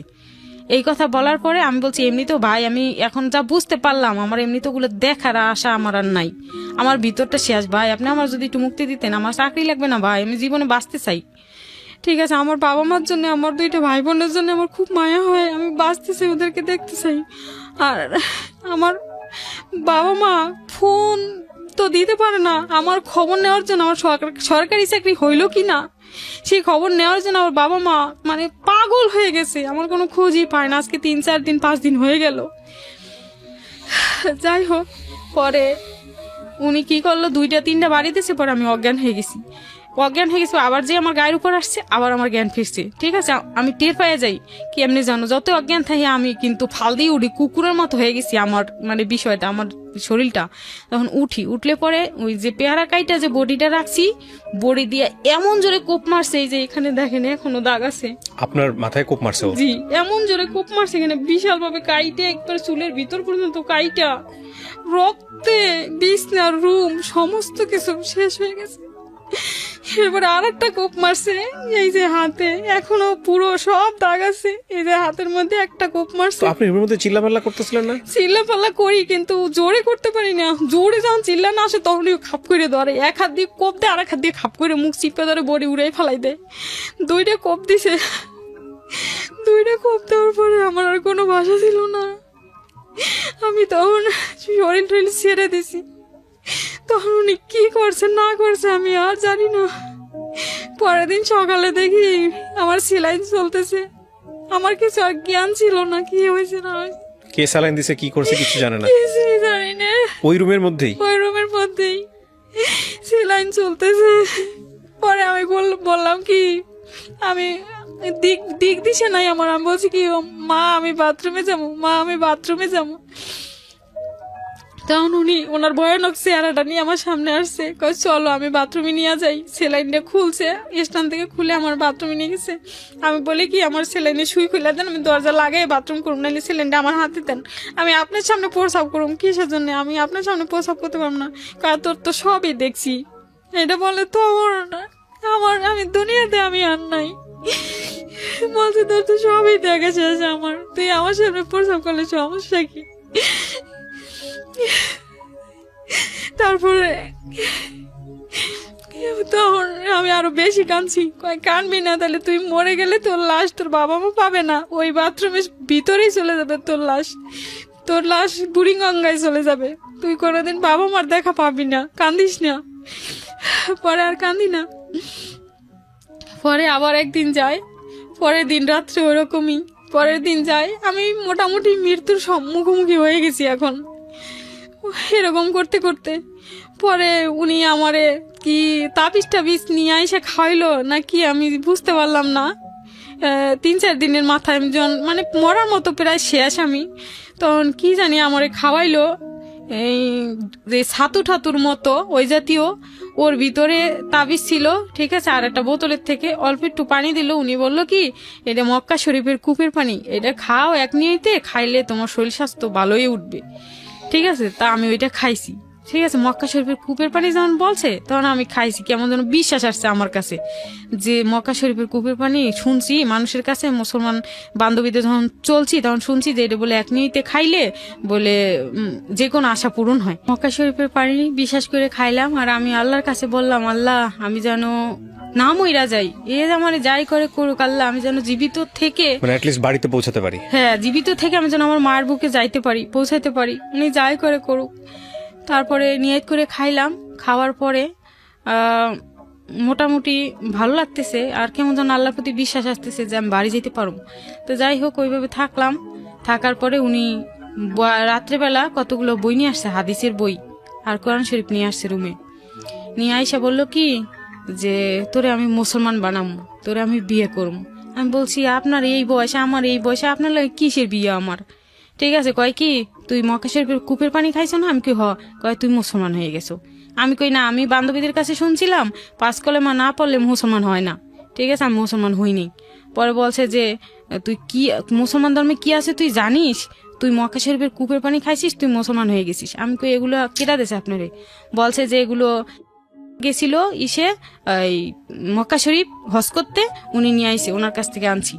তো আমি তখন ভাবলাম কি যে যেহেতু গেছিল তাইলে মনে হয় সত্যি সত্যি উনি যদি যাইয়া থাকে হজে, তো উনার উনি অন্যরকম একটা মানুষ, এস্টাবলিশড ম্যান, এবং উনি যাইতে পারে হজে, এবং উনি আনতে পারে এই পানিটা।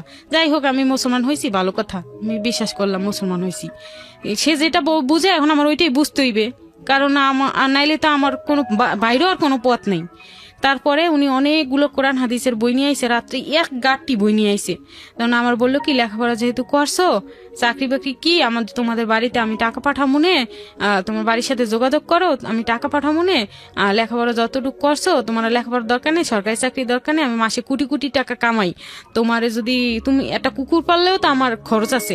একটা সিগারেট দেয় ব্যানসন সিগারেট, একটা সিগারেটের দাম 8 টাকা 10 টাকা, তখন তাই যদি খাইতে পারি তোমার মতো একটা মেয়ের পালতে পারবো না, তোমার মতো একটা মেয়ের বাড়িতে টাকা যা লাগে অভাব পূরণ করতে পারবো না। তুমি যেহেতু বলো বাড়িতে এত অভাব, তো ফায়ার সার্ভিসে চাকরি করলে, সরকারি চাকরি করলে কয় হাজার টাকা বেতন পাও, 5,000 6,000, ওই সময়ের কথা, 6 সালের 5 সালের শেষের দিকে 6 সালের শুরুতে মনে হয় 5 সালের শেষের দিকে হবে। তো যাই হোক, আমি তখন ওনারে বললাম কি যে আমি আসছি চাকরির আশায়, আমার যদি চাকরি না হয়, আপনার যদি এভাবে অত্যাচার কইরে কইরে আমার যদি এখন কোন বিয়ে করার কথা, এটা কি হয়? আপনার বয়সের সাথে আমার বয়স কি কোনোদিন মানায়? আপনি আমার বাইরে নিয়ে চলে মানুষের কাছে কি কইবেন? আমি কি কমু আপনারে?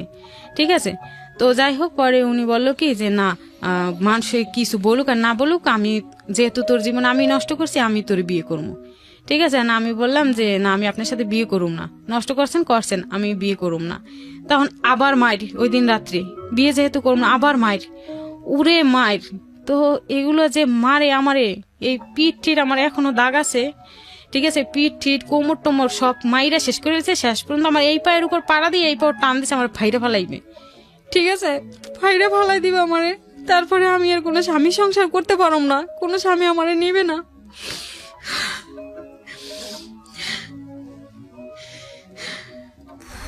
মানুষ এতটা বিকার মানসিকতাগ্রস্ত হয় কিভাবে? তারপরে আমি বললাম কি যে আপনি আমার জীবনটা শ্বাস করেন না, আমি বাঁচতে চাই, আমার বাবা মার জন্য আমি বাঁচতে চাই। আমি ছোটবেলা থেকে অনেক অসুখ হইতো, আমার অনেক অসুস্থ ছিল, আমার বাবা মা আমার অনেক কষ্ট করে আল্লাহর কাছ থেকে আমার ভিক্ষা চাই রাখছে, আপনি আমার মারবেন না। তখন উনি কইলো কি তাইলে তুই থাক, আর বাড়িতে ফোন করে কিছু কইস না, আর বাড়িতে চিঠি মিঠি আমাকে ফোন করুন কোত্থেকে, এখানে কি রুমের ভিতর কি আমার কোনো মোবাইল আছে? আমার মোবাইল দিয়ে 1 মিনিট কথা বলতে সুযোগ দিমু, যেহেতু তোর বাপ মা গরিব, মইরা যাইতে পারে, তোর টেনশন, এত আদরের সন্তান তুই, এত রোগের থেকে একটা ভাই মরে গেছে বড়টা, তারপরে তুই জন্মিস, তোর পর লালাডির পর লালাডি গেছে, অসুখের পর অসুখ গেছে, তাও তোরে ভিক্ষা কইরা হইলেও চিকিৎসা করাই তোরে রাখছে বাঁচাইয়া। এরপরে ছোট ভাইটা হইছে, পর বোনটা হইছে, ওদের প্রতি, বোনের প্রতি অতটা টান কারোর হয়েছিল না আমার বাবা মার। ওরও অসুখ বিসুখ হয়েছিল, কিন্তু ওরে সেরকম একটা চিকিৎসা মিকিৎসা আমার বাপ মা করায় না, আমারই যতটা করছে। যাই হোক, তো উনি বললো কি যে তোর বাবা মার জন্য টাকা পাঠামো, তুই 1 মিনিট কথা বলার সুযোগ দিমু। তখন যাই হোক, আমি 1 মিনিট, উনি ফোন দিয়ে দিল। আমাদের বাজারে একটা নাম্বার, আমাদের বাড়ির থেকে 2 কিলো দূর হইবে বাজার, ওই বাজারে একটা নাম্বার আমার মুখস্থ ছিল, কারণ ওইখানে স্কুলের ছবি টবির জন্য যাইতাম, একটা স্টুডিও, স্কুলে ছবি টবি তোলার জন্য যাইতাম। আর ওইখানে দেখতাম যে ওই ভাই বিদেশ টিদেশ থেকে ফোন আসে, আর ওনার কাছ থেকে মানুষ টাকা দিয়ে ফোন করে, তাই ওনার কাছ থেকে আমি নাম্বারটা নিয়ে আইছিলাম যে আমি তো ঢাকা থাকি ভাইয়া, আমি যদি কোনোদিন ফোন দেই আমার বাপ মার একটু ডেকে দিবেন যাতে কথা বলতে পারি। কয় হ্যাঁ দিব, সমস্যা নেই। পরে আমি ওই ওনার কাছে ফোন দিতাম, ফোন দিয়ে বলতাম মিজান ভাই আমার মাকে একটু ডেকে দিতে পারবেন, একটু কথা আছে। তখন একদিনই ফোন দিতে দিছে। তখন আমার মা, উনি টাইম দিল কালকে বিকালে 5টার সময় ফোন দিবেন, আগামী দিন বিকাল 5টায় ফোন দিবেন। ওই টাইমের ভিতরে উনি সাইকেল চালাই যাইবে, যাই আমার মায়ের খবর দিবে, মা পরের দিন আসবে, তারপর আমার ফোন ধরাই দিবে। তারপরে পরের দিন আমার মা আসছে পরে আমি যে ফোন দিছি, আমার মা আমার কণ্ঠটা পাইয়ে কানতে কানতে সাথে সাথে বেহুশ হয়ে গেছে, আর কথা হইল না, মা বেহুশ হয়ে গেছে, আমিও বেহুশ হয়ে গেছি। তারপরে ফোনটা কি আপনি ওনার নাম্বার থেকে দিছিলেন? ওনার নাম্বার থেকে ফোন দিছি। তারপর আমি বলছি মা এই নাম্বারটা রাখে দিও, এই যে এর কাছে চাকরি করার জন্য আইছি, উনি আমারে আটকাই রাখছে, এটা বলতে দেয় না, মুখ চাইপে ধরে, এটা বলিস না দূর থেকে হয়। উনি আমারে, আমি এতটুকু বলছি, উনি ওনার কাছে আমি আসি, আমি বাইসে আছি, মা আমি মরি নাই, কইতে কইতে কান্দা ফালাইছি। ঠিক আছে, আমি মরি নাই মা, আমি বাইসে আছি, আর আমি ওনার কাছে আসি, আমি এখনো চাকরি পাই নাই, আমি ভালো আছি মা, তোমরা টেনশন করবো না। তখন মা কইলো আচ্ছা ঠিক আছে তাহলে তুই থাক, ভালো থাকলে ভালো বাবা, আমরা তো মনে করছি তুই মরে গেছো, তুই দুনিয়ায় নাই, আমরা তো তোর মৃত্যু শ্রাদ্ধ করতে চাইছিলাম, আমাদের অর্থ নাই তাই করি নাই, আমরা মনে করছি তুই মরে গেছো, আজকে 20 দিন হয়ে গেছে। তারপরে 20 দিনের সময়, 20 দিন না 19 দিন এরকম, তো 2-1 দিন আগ পিছ হবে। তো আমারে বলছে কি এরকম ব্যবহার করতেছে দিনের পর দিন, আমি যতই পাও ধরি হাত ধরি, কোনোটাই কোনো লাভ নাই। আরো আমার হাদিস কোরআন শিখাইতেছে, আমার মুসলমান বানাইবে, হাদিস কোরআন শিখাইতেছে, আমিও পড়তেছি, কিন্তু উনার দিকে তো আমার কোনো ইন্টারেস্ট নাই, শুধু আমার ওই বইগুলোর দিকে এখন একটা ইন্টারেস্ট আইসা পড়লো। ঠিক আছে, বিষাদ সিন্ধু বই পড়েছি, হাসান হোসেনের জীবন কাহিনীগুলো যখন পড়ছি, আমার মনটা যেন, দিলটা যেন পরিষ্কার হয়ে গেছে, আমার খুব ভালো লাগতেছে। বিষাদ সিন্ধু তো রিলিজিয়াস পার্সপেক্টিভ থেকে এটা নিয়ে বিতর্ক আছে, এটা সত্য কিনা এটা নিয়ে এটা আছে। যাই হোক, আপনি পড়েছেন, আপনার মনটা ভালো লেগেছে, হ্যাঁ ভালো লাগছে। তারপরে আমি কয়েকটা হাদিসের বই পড়ছি, তারপরে হাদিসের বই পড়ছি, পরে উনি বললো কি তোরে তো মেইন জিনিসটাই দেওয়া হয়নি। আমি বললাম সেটা কি? কয় নবীর রাসূলের জীবন কাহিনী, আমরা যে নবীর উম্মত সেই নবীর রাসূলের জীবন কাহিনী না পড়লে তো তুই কিছু বুঝবি না। এগুলো পড়াচ্ছে আপনাকে আর আপনার সঙ্গে প্রতি রাতে এই ধরনের কাজ করতেছে। তারপরে আমার ওই বই না দিল, নবী রাসূলের জীবনী গল্প একটা বই না দিল, ওইটা আমি পড়া শুরু করলাম। 3-4 দিনে পড়া শেষ। আর পড়তে পড়তে অজরে চোখের পানি পড়তে পড়তে আমার বুকটা ভিজে যাইতো সব সময়। আর আমি মনে করতাম আল্লাহ এতদিন আমি কইছিলাম, এখন কইছি আসলে আমি ভুল ধর্মে ছিলাম, আমার ধর্ম এখন ইসলামে গ্রহণ করতে হবে, কারণ গ্রহণ করবো বা আমার বিশ্বাস হয়ে গেছে এই ধর্মের প্রতি। আর আমার মা একটা কথা বলতো কি ছোটবেলা থেকে, যে আমি যখন জন্মগ্রহণ করেছি, এই কথাটা কিন্তু একটা মেইন কথা আমার এখন ভালো করে খেয়াল হয়েছে যে এই কথাটা আমার বলা উচিত। তো এই কথাটা আমার মা সব সময় বলতো যে তুই যখন জন্মগ্রহণ করছো তখন গ্রামের বাড়ি তো দায় আনছিলাম, সোহরাব কাকা আছে আমার এক, ঠিক আছে, আমি কাকার নামটা মেনশন করতে চাই কারণ কি ওই কাকাটা একটা ভালো প্রতিষ্ঠানে মনে হয় চাকরি করে, খুব ভালো ছিল এক সময়। তো যাই হোক, ওই কাকার মা হলো আমার দায় ছিল, ঠিক আছে। আমি যখন ভূমিষ্ঠ হয়েছি, মাটিতে যখন পড়ছি, তখন উনি আমার কানে যত রকমের লা ইলাহা ইল্লাল্লাহু মুহাম্মাদুর রাসূলুল্লাহ যত রকমের দোয়া দুরূদ আছে উনি ওগুলো দিছে আমার কানে, পড়ছে। পড়ার পরের থেকেই নাকি আমি ছোটবেলা থেকে আমি হিন্দুদের দেখতে পাই না, শুধু বাবা মা ভাই বোনদের প্রতি টান আছে এবং ভালোবাসি তাদের যেহেতু রক্ত, কিন্তু আমি ওই ইসলামের প্রতি একটু একটু টান ছিল আমার, বা ওটা ঠিক পছন্দ আছে, এটা করতাম। আপনি আপনার মতো করে বলছেন, বাট এটা ঠিক যে আপনিও তো মেশেননি তাদের সঙ্গে, কিন্তু হ্যাঁ। একটা মানুষ হিন্দু ধর্মের সে কারণে মুসলমান তার সঙ্গে মিশতে পারবে না, বা সে হিন্দু ধর্মের সে কারণে সে মুসলমানের সঙ্গে মিশতে পারবে না। এইটা আসলে আমাদের সামাজিকতার কিছু কিছু জায়গাতে এমনভাবে বিষয়গুলোকে সাম্প্রদায়িক চিন্তা ভাবনার খোলসে, আমি আরো যদি সহজ করে বলি, মানে এমনভাবে বিষদাগার করা হয়েছে একজন আরেকজনের সম্পর্কে, যে কারণে হয়তো এই ধরনের ধ্যান ধারণা জন্ম নেয়। কিন্তু ধর্মীয় জায়গাটা থেকে এগুলো আমাদের ধর্মের জায়গা থেকে আরো বেশি সহমর্মিতার হাত বাড়াতে বলা হয়েছে, তাই না? যে অন্য ধর্মের যারা তাদের প্রতি আরো বেশি সহানুভূতিশীল হও, আরো বেশি মানবিক হও, আরো বেশি ভ্রাতৃত্ব বোধ দেখাও। কিন্তু যাই হোক, আপনার ভালো লাগতো ইসলাম ধর্ম, এটা আপনি বলতে পারেন, হ্যাঁ আপনার ভালো লাগতো ইসলাম ধর্ম। হ্যাঁ ভালো লাগতো, কিন্তু আবার বাবা মার প্রতি টানও আছে, আবার বাবা মা যে কোনোদিন ছেড়ে দেবো বা ইসলাম ধর্ম গ্রহণ করবো এরকম কিছু চিন্তা ছিল না। এবং আমার ওইটা কোনোদিন আমি ওইটা কনফিডেন্স ছিলাম না ওইটার প্রতি। এমনি জাস্ট শুনতাম বা দেখতাম বা ভালো লাগতো, এই ওটা ভিতরে ধারণ করতাম না। তারপরে কি হলো, আপনি এগুলো পড়তেছেন, কোরআন হাদিস, কোরআন তো পড়তে পারেননি তখন, হাদিস পড়ছি। হ্যাঁ, কোরআন বাংলা কোরআন শরীফ এনে দিছে, বাংলা কোরআন শরীফ দেখে দেখে একটু একটু পড়ছি, কিন্তু হাদিসগুলো খুব সুন্দর করে পড়তে পারছি, সব বাংলা তো, এজন্য পড়ে পড়ে আমার খুব ভালো লাগলো। এবং আমি একটা জিনিস চিন্তা করলাম যে আমার বাবা মা কি আমারে ফেলাই দিবে যদি আমি মুসলমান হই। উনি মুসলমান হওয়ার অফার দিয়েছে, আমি মুসলমান হইতে পারি, কিন্তু ওনাকে আমি বিয়ে করব না, এটা হলো এক কথা। দ্বিতীয় কথা হইলো যে আমি যদি মুসলমান হইয়া থাকি তাহলে আমি থাকবো কোথায়, খাবো কি, কোথায় কি করব, আমার তো বাসা বাড়ি নেই বা কিছু নেই। আর আমার বাবা মা কি মেনে নিবে? আমার বাবা মা তো এই ধর্ম পছন্দ করে না, তারা তো হিন্দু, আমিও তো হিন্দু, এখন আমি কি করব? আমি এটা দোটানার মধ্যে পড়ে গেলাম। তখন উনি বলল কি যে তুই কি ইসলাম গ্রহণ করবি? আমি ইসলাম গ্রহণ করব, তবে আপনাকে আমি বিয়ে করব না, আপনি আমার বাবার বয়স, আপনাকে আমি কেন বিয়ে করব? আমি একটু চড়া করেই বলতাম এই কথাটা, যখন উনি বিয়ের কথাটা যখন বলতো। যাই হোক, উনি এক পর্যায়ে উনি আর বিয়ের কথা বলে না, কিন্তু দিনের পর দিন ওইভাবে মিশে যাচ্ছে আমার সাথে, ঠিক আছে। বিয়ের কথা আর বলে না, কিন্তু একজন মাওলানা নিয়ে আসলো, ডাইকা নিয়ে এসে আমারে 5 কলমা পড়াইলো। এটা আপনার ইচ্ছাতে হয়েছে নাকি জোর করে? ইচ্ছাতে না, আমি পছন্দ করে ফেলছি, করেছেন। হ্যাঁ, স্বেচ্ছায় পড়েছি আমি। মানে ওই এরকম একটা জঘন্যতম সিচুয়েশনের মধ্যে ভালো আপনি কি দেখবেন? তবে এটা ঠিক যে যেহেতু উনি স্বেচ্ছায় করেছেন, তবে এটা অবশ্যই আল্লাহর একটা ক্যারিশমা। দেখেন, ভয়ঙ্কর রকমতম পাশবিক, অমানবিক এবং এটাকে আমি কি বলবো, জঘন্যতম একটা পরিবেশের মধ্যে ওনাকে রাখা হয়েছে, একটা ভয়ঙ্কর রকম পরিবেশের মধ্যে, যেটার আসলে বলার মতো কোনো ভাষা নেই। সেই রকম একটা জায়গা থেকে উনি ইসলাম ধর্ম গ্রহণ করলেন এবং এটা স্বেচ্ছায় করেছেন। পৃথিবীতে আল্লাহ চাইলে অনেক কিছু সম্ভব।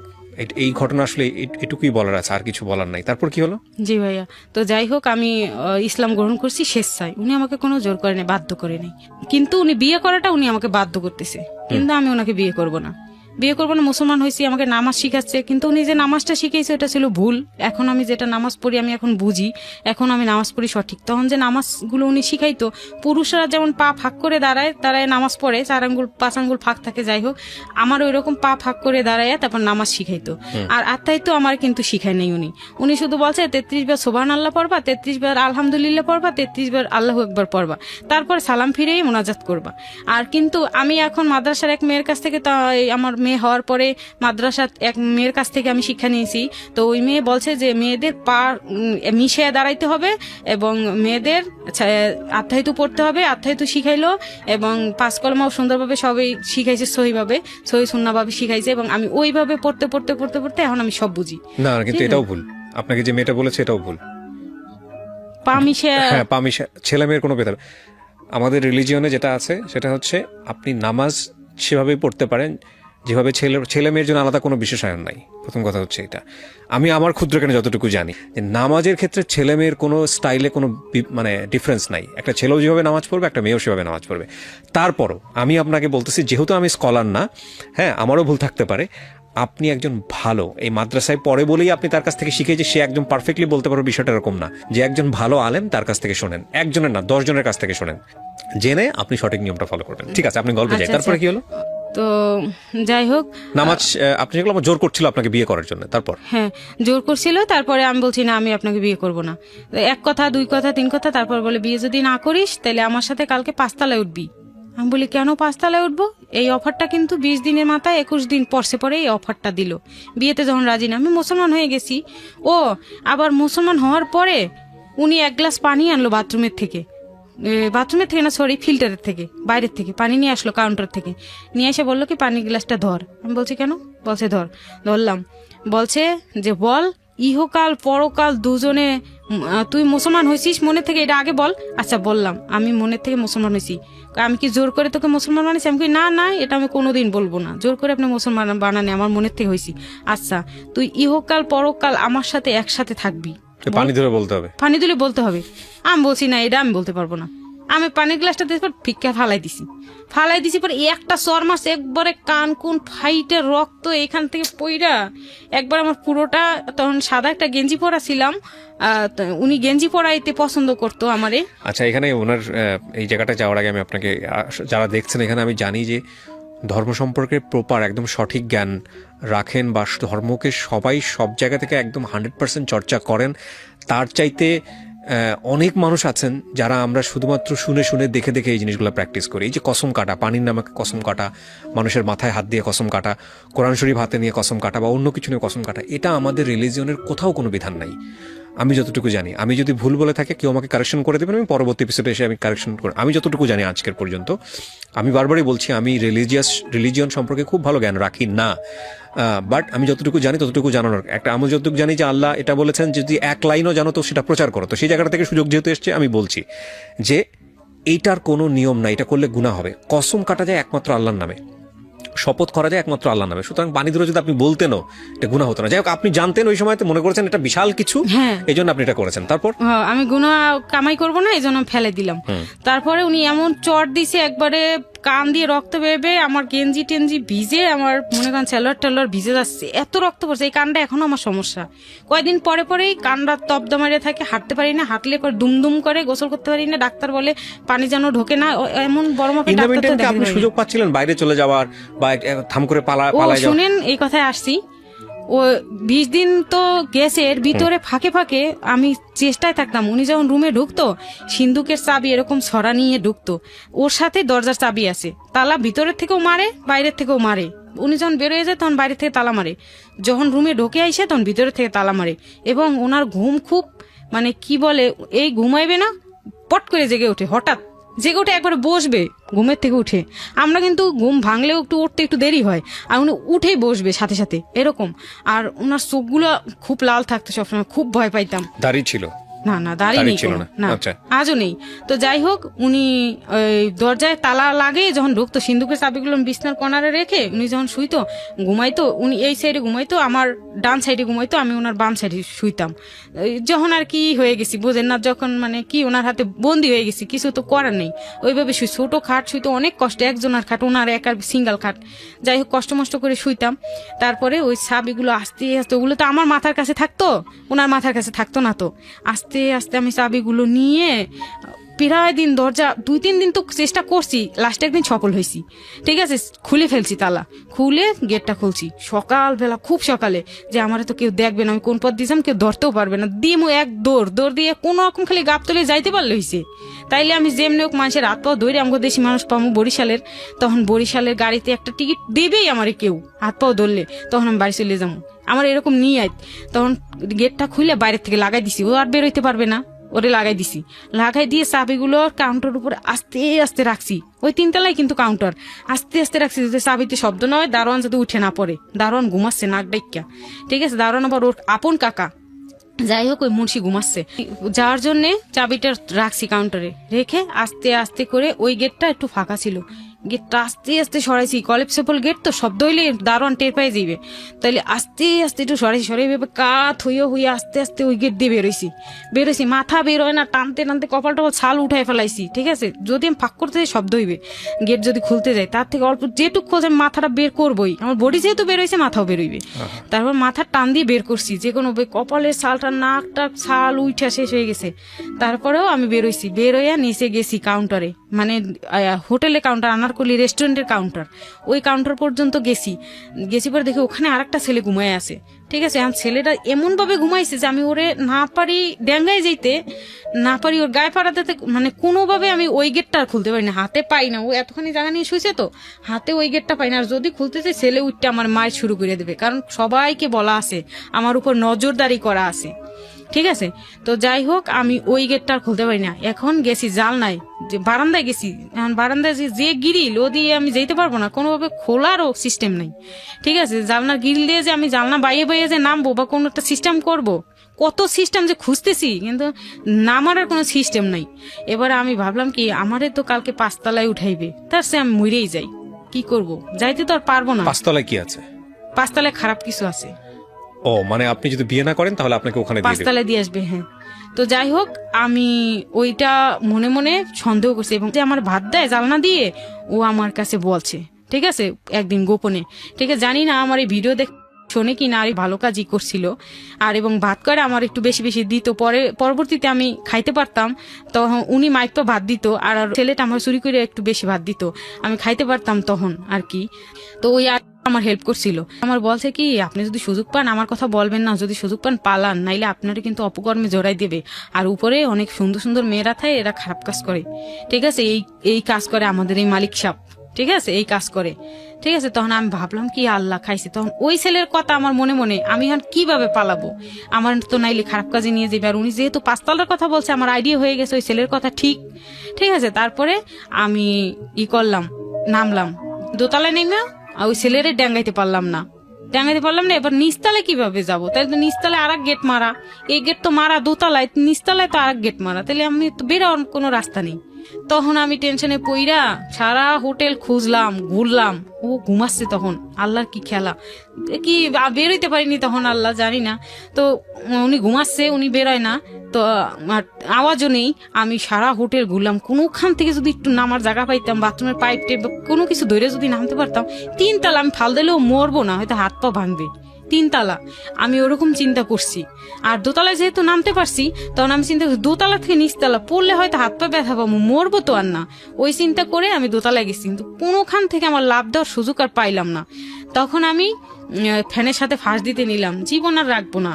ঠিক আছে, তখন আমি 3 তলায় উঠলাম, উঠে সারা রুম খুঁজে কোনার মধ্যে একটা রুম পাইছি খালি, ওই রুমে যাইয়া ফ্যানের সাথে ফাঁস দিতে গেছি, বিছনা চাদর উঠাইয়া চাদর ছিঁড়ে ওইটা গিরাইছি ভালো কইরা, গিরাইয়া এবার গলায় তো গিরাইছি, ফ্যানের সাথে গিরাইয়া খাটের উপর বসে গিরাইছি। এখন আমি ঝুলবো কিভাবে, আমি ঝুলতে গেলে তো আমার ওই যেখানে গিরাইছি ফ্যানের সাথে, ফ্যানটা তো আউটে না, খাটের বরাবর। ঠিক আছে, আমি ঝুলবো কিভাবে, ঝুলতে পারি না, কিন্তু ওইভাবে আমি চেষ্টা করতেছি মরার। ঠিক আছে, কিন্তু আমার আমার হয় না, পাও খাটের উপরে বসে যায়, কিন্তু মরতে পারি না, কোনোভাবে হয় না। অনেক চেষ্টা করছি, অনেকক্ষণ ট্রাই করছি, মরতে পারি না। ঠিক আছে, তখন আমি ভাবলাম কি যে আমি যদি খাটের বাইরে যদি ফাল দেই তাইলে কি আমার ওরা ফাঁসবে, উপরে গিটটা কি ফাঁসবে। আচ্ছা দেখি তো কি করা যায়। দিছি ফাল খাটের উপর থেকে, তো ওইটা টান দিয়ে ধরবে, আমার গলায় ফাঁস পড়েছি, মারা যাবো। দিছি ফাল দেওয়ার সাথে সাথে সুইটটা ছিঁড়ে একবার নিচে পড়লাম দাম কইরা। নিচে যখন পড়ছি দাম কইরা, সবাই উঠে গেছে হোটেলের। ওরে কি এলো কি এলো কি এলো কি এলো, তখন পড়ছে কি তখন আমারে ওইটা উঠে দরজা টাকাইতেছে। তখন দেখতেছে আমি অজ্ঞান হয়ে গেছি, তখন দেখতেছে আমি নেই রুমে, এই চিল্লা ফাল্লা শুরু গেলে, মেয়ে গেল কই গেল কই। তখন ওরা আমার সবাই ধরে নিয়ে আসছে স্টাফরা, যে এই রুমে যাই উনি গলায় ফাঁস দিছে। এই তো মায়ের আমারে যত রকমের মায়ের, সব মায়ের দিল, মায়ের দিয়ে এরপরে আমারে রাখলো, আর কিছু করলো না। 3-4 দিন ডাক্তার এনে ট্রিটমেন্ট করাইলো। ওই স্টাফরা পানি এনে দেয়, মাথায় পানি দেয়, যা করার ওরা করে, উনি শুধু পাশে দাঁড়ায় থাকে। ডাক্তার নিয়ে আসে, ভালো ভালো ডাক্তার নিয়ে আসে। স্টাফরা সবাই জানতো যে উনি এই ধরনের? হ্যাঁ, উনি এই ধরনের, সবাই জানতো উনি এই ধরনের। এবং এক না তো আমি তারপর ফাঁস দিয়া মরলাম না, আল্লাহ নিল না। আসার পর রুমে ঢুকে যখন মারছে, মারিমুর খাইয়ে ডাক্তার দিয়ে ট্রিটমেন্ট করে ভালো করলো। ভালো করার পরেই আমার আবার 5 তলার অফার, ওই বিয়ে করো না 5 তলায় ওঠো। তারপরে আমি এক পর্যায়ে রাজি হলাম যে বিয়ে করলে তো আমার বাচ্চা হয়ে যাইবে, তার থেকে আমি 5 তলায় যাই। কিন্তু 5 তলায় যে কি হবে এটা তো আমি অত ভালো তখন বুঝতে পারিনি। হয়তো ওই ছেলে বলছে আমার ভিতরে আছে, অত ভালো বুঝতে পারিনি। তবে আমার ভিতরে এরকম একটা বুঝছিল, যদি আমার 5 তলায় উঠে দিয়ে আসে, যে র্যাব আসে, পুলিশ আসে, তখন আমি ওদের সাথে চলে যাব। ঠিক আছে, নাইলে ওই মেয়েরা যারা আসে, আরিফুল বলছে যে সকালে উঠে মেয়েরা 7টায় 8টায় আর রাতেবেলা নেমে যায়। ঠিক আছে, যদি সুযোগ পান ওদের সাথে নেমে যাইতে পারবেন। আরিফুলের সাথে মাঝে মধ্যে একটু শেয়ার করতাম, যাতে ম্যানেজার না শুনে। ম্যানেজার আবার ওর গোলাম চাটুকারি করে, ঠিক আছে, আবার বলে দিবে আরিফুল যে সত্য কথাগুলো আমার যা বললে তো আরিফুলের বাড়ি যাই ওর বাচ্চা বউ সব মাইরে ফেলাইবে, কারণ সব রংপুরের লোক না, মাইরে ফেলাইবে। যাই হোক, পরে আমি করলাম, কাছ থেকে সহযোগিতা নিয়ে আমি সবকিছু জানলাম, এবং আমি জানি যে নামতে পারবো। ঠিক আছে, সিঁড়ি দিয়ে আমি নামতে পারবো মেয়েদের সাথে, যদি আমি 5 তলায় যাই। তারপর আমি রাজি হইলাম 5 তলায় যাওয়ার জন্য। ঠিক আছে, আমি 5 তলায় যাবো, কিন্তু আমি আপনাকে বিয়ে করব না। তারপর 5 তলায় নিয়ে যাওয়ার পরে ওই দিনেই আল্লাহর কি খেলা, ওই দিনই র্যাব আসছে ভাগ্যক্রমে। র্যাব আসার পর বাইরে ধুইরে মেয়ে করে পিঠে মিটিয়ে কাউ করে ওই সব ড্রেসে এক একজন নামছে। আর আমি না, আমারে নামতে দেয় না, সুপারভাইজারের মাইরে ব্রেক করে হালাইতেছে র্যাবে। তারপর আমার দরজা এমন করে ধরে রাখছে, আমারে নিতে দেয় না। তাই সুপারভাইজার চাকরি থাকবে না যে। তো যাই হোক, আমি বলছি যে স্যার আমারে আগে নেন, স্যার আমারে আগে নেন, আমি থানায় যাব, স্যার আমি জেলে যাব, স্যার আমার নেন না স্যার। এমনি করে আমি সুযোগ পাইছি, ফাঁক দিয়ে যে এক র্যাবের পাও জড়াই ধরছি। ওনার নাম আব্দুল হালিম, র্যাবের। ঠিক আছে, যাই হোক, ওনার নামটা মনে রাখছি, উনি আমার উপকার করছিল। তো উনি আমার নামাইছে। ঠিক আছে, নামাই নিয়ে গেছে নিচে, খালি নিয়ে গেছে। নিয়ে যাওয়ার পরে একটা মুন্নি নামে একটা মেয়ে ছিল আমার সাথে, ও নামতে পারছে র্যাবের পাও ধইরা। 3 তলায় ছিল ও মনে হয়, ওখান থেকে নামছে। আর আমি 5 তলা থেকে নামছি। নাইমা র্যাবের পাও ধরে র্যাব নামাইয়া 2-3টা বাড়ি দিল আমার পাশার মধ্যে, ওরেও দিল, দিয়ে যা কই যাবি, যা পতিতে কাজ করতে আইছো, এগুলো বলার পর মারমুর খাইয়া তারপর আমি ওই মুন্নির সাথে হাঁটতে বাংলা মোটর গেছি। বাংলা মোটর যাওয়ার পর উনি তো আমার হন্য হইয়া খুঁজতেছে। ঠিক আছে, উনি তো আমার পাচ্ছে না, উনি র্যাবে কি করবে, পুলিশে কি করবে, উনি আমারই খুঁজতেছে, পাচ্ছে না। এবার আমি শরীর খারাপ ছিল তখন, আমার ওই অবস্থা, কিন্তু আমার কাজ করাইছে। তারপরে ওইভাবে আমি নামছি নাইমা। তারপরে আমি একটা টয়লেটে গেছি, ওখান থেকে আমি স্যানিটারি ন্যাপকিন ব্যাগের মধ্যে নিয়েছিলাম, এটা একটা কথা। তো ব্যাগের মধ্যে নিয়েছিলাম, নিয়া তারপর ওই মুন্নির সাথে আমি ওইভাবে হাঁটতে মগবাজার গেছি। মগবাজার যাওয়ার পরে একটা ছেলে পিছু লাগছে, ট্যাক্সি নিয়া, প্রাইভেট কার নিয়া, ট্যাক্সি নিয়ে পিছু লাগছে। লাগার পরে এরপর বলছি, তোরা রাস্তা দিয়ে হাইটে যাচ্ছ, তোরা না অমুক খান থেকে আইসো, তোরা না হাতিরপুল থেকে আইসো। আমি বলি হাতিরপুল থেকে আইসো, ওটা তো ভালো জায়গা, হাতিরপুল কাঁচা বাজার করতে গেছিলাম। হ্যাঁ, কাঁচা বাজার করতে গেছিলে তোমরা, এটা করতে গেছিলাম। ঠিক আছে, এটা যখন বলছে তখন ভয় পাই গেছি।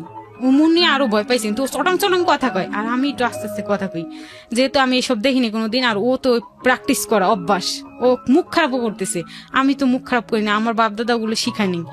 যাই হোক, তারপরে আমার মগবাজার নিয়ে গেল ওর ট্যাক্সিতে, ওর চুলে মুটকি ধইরা আমাকে দুজনের ট্যাক্সিতে উঠাইলো, একটা মানুষও কিছু কইলো না।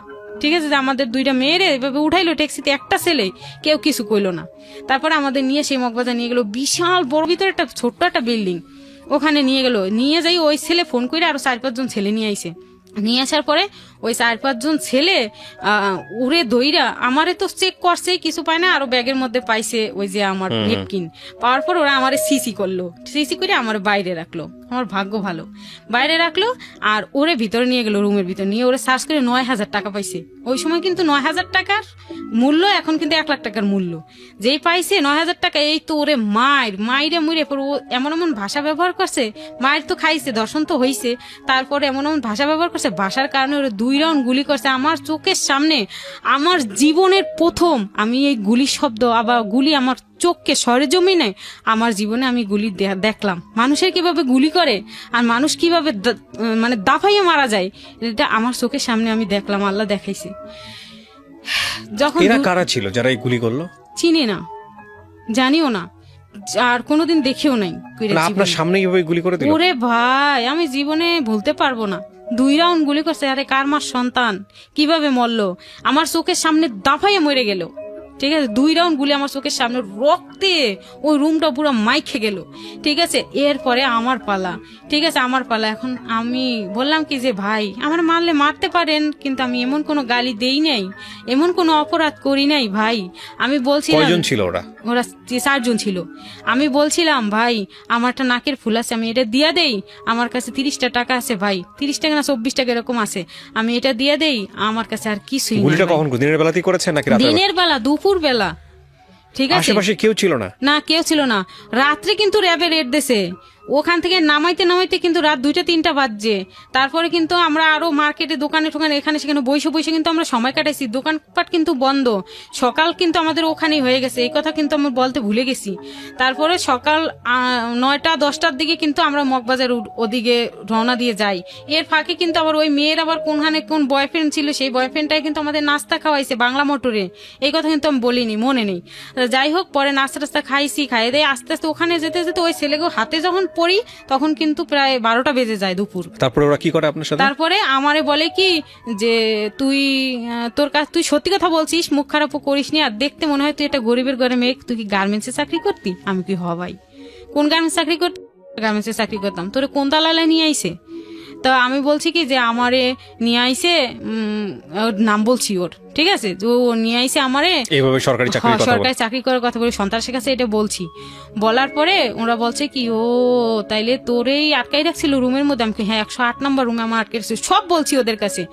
বলার পরে ওদের মায়া হয়েছে, ঠিক আছে, মায়া হয়েছে। ওরা আমার 500 টাকা দিছে আমার হাতে, বলছে কি তুই চলে যা বোন, আমারও তো বোন আছে, আমরা খারাপ, ও খারাপ দেখে ও এরকম আমাদের মা তুলে গালাগালি করছে দেখে ওর দিছি শেষ কইরা। জীবন ওর লাশটা নেওয়ার মতো এখান থেকে কেউ আছে নেই, কিন্তু তুই যা বললি কথাগুলো, আসলেই তোর কথা সত্যি, তুই আমার বোনের মতো। সন্ত্রাস গো কিন্তু মায়া আছে ভাই, যা দেখলাম জীবনে।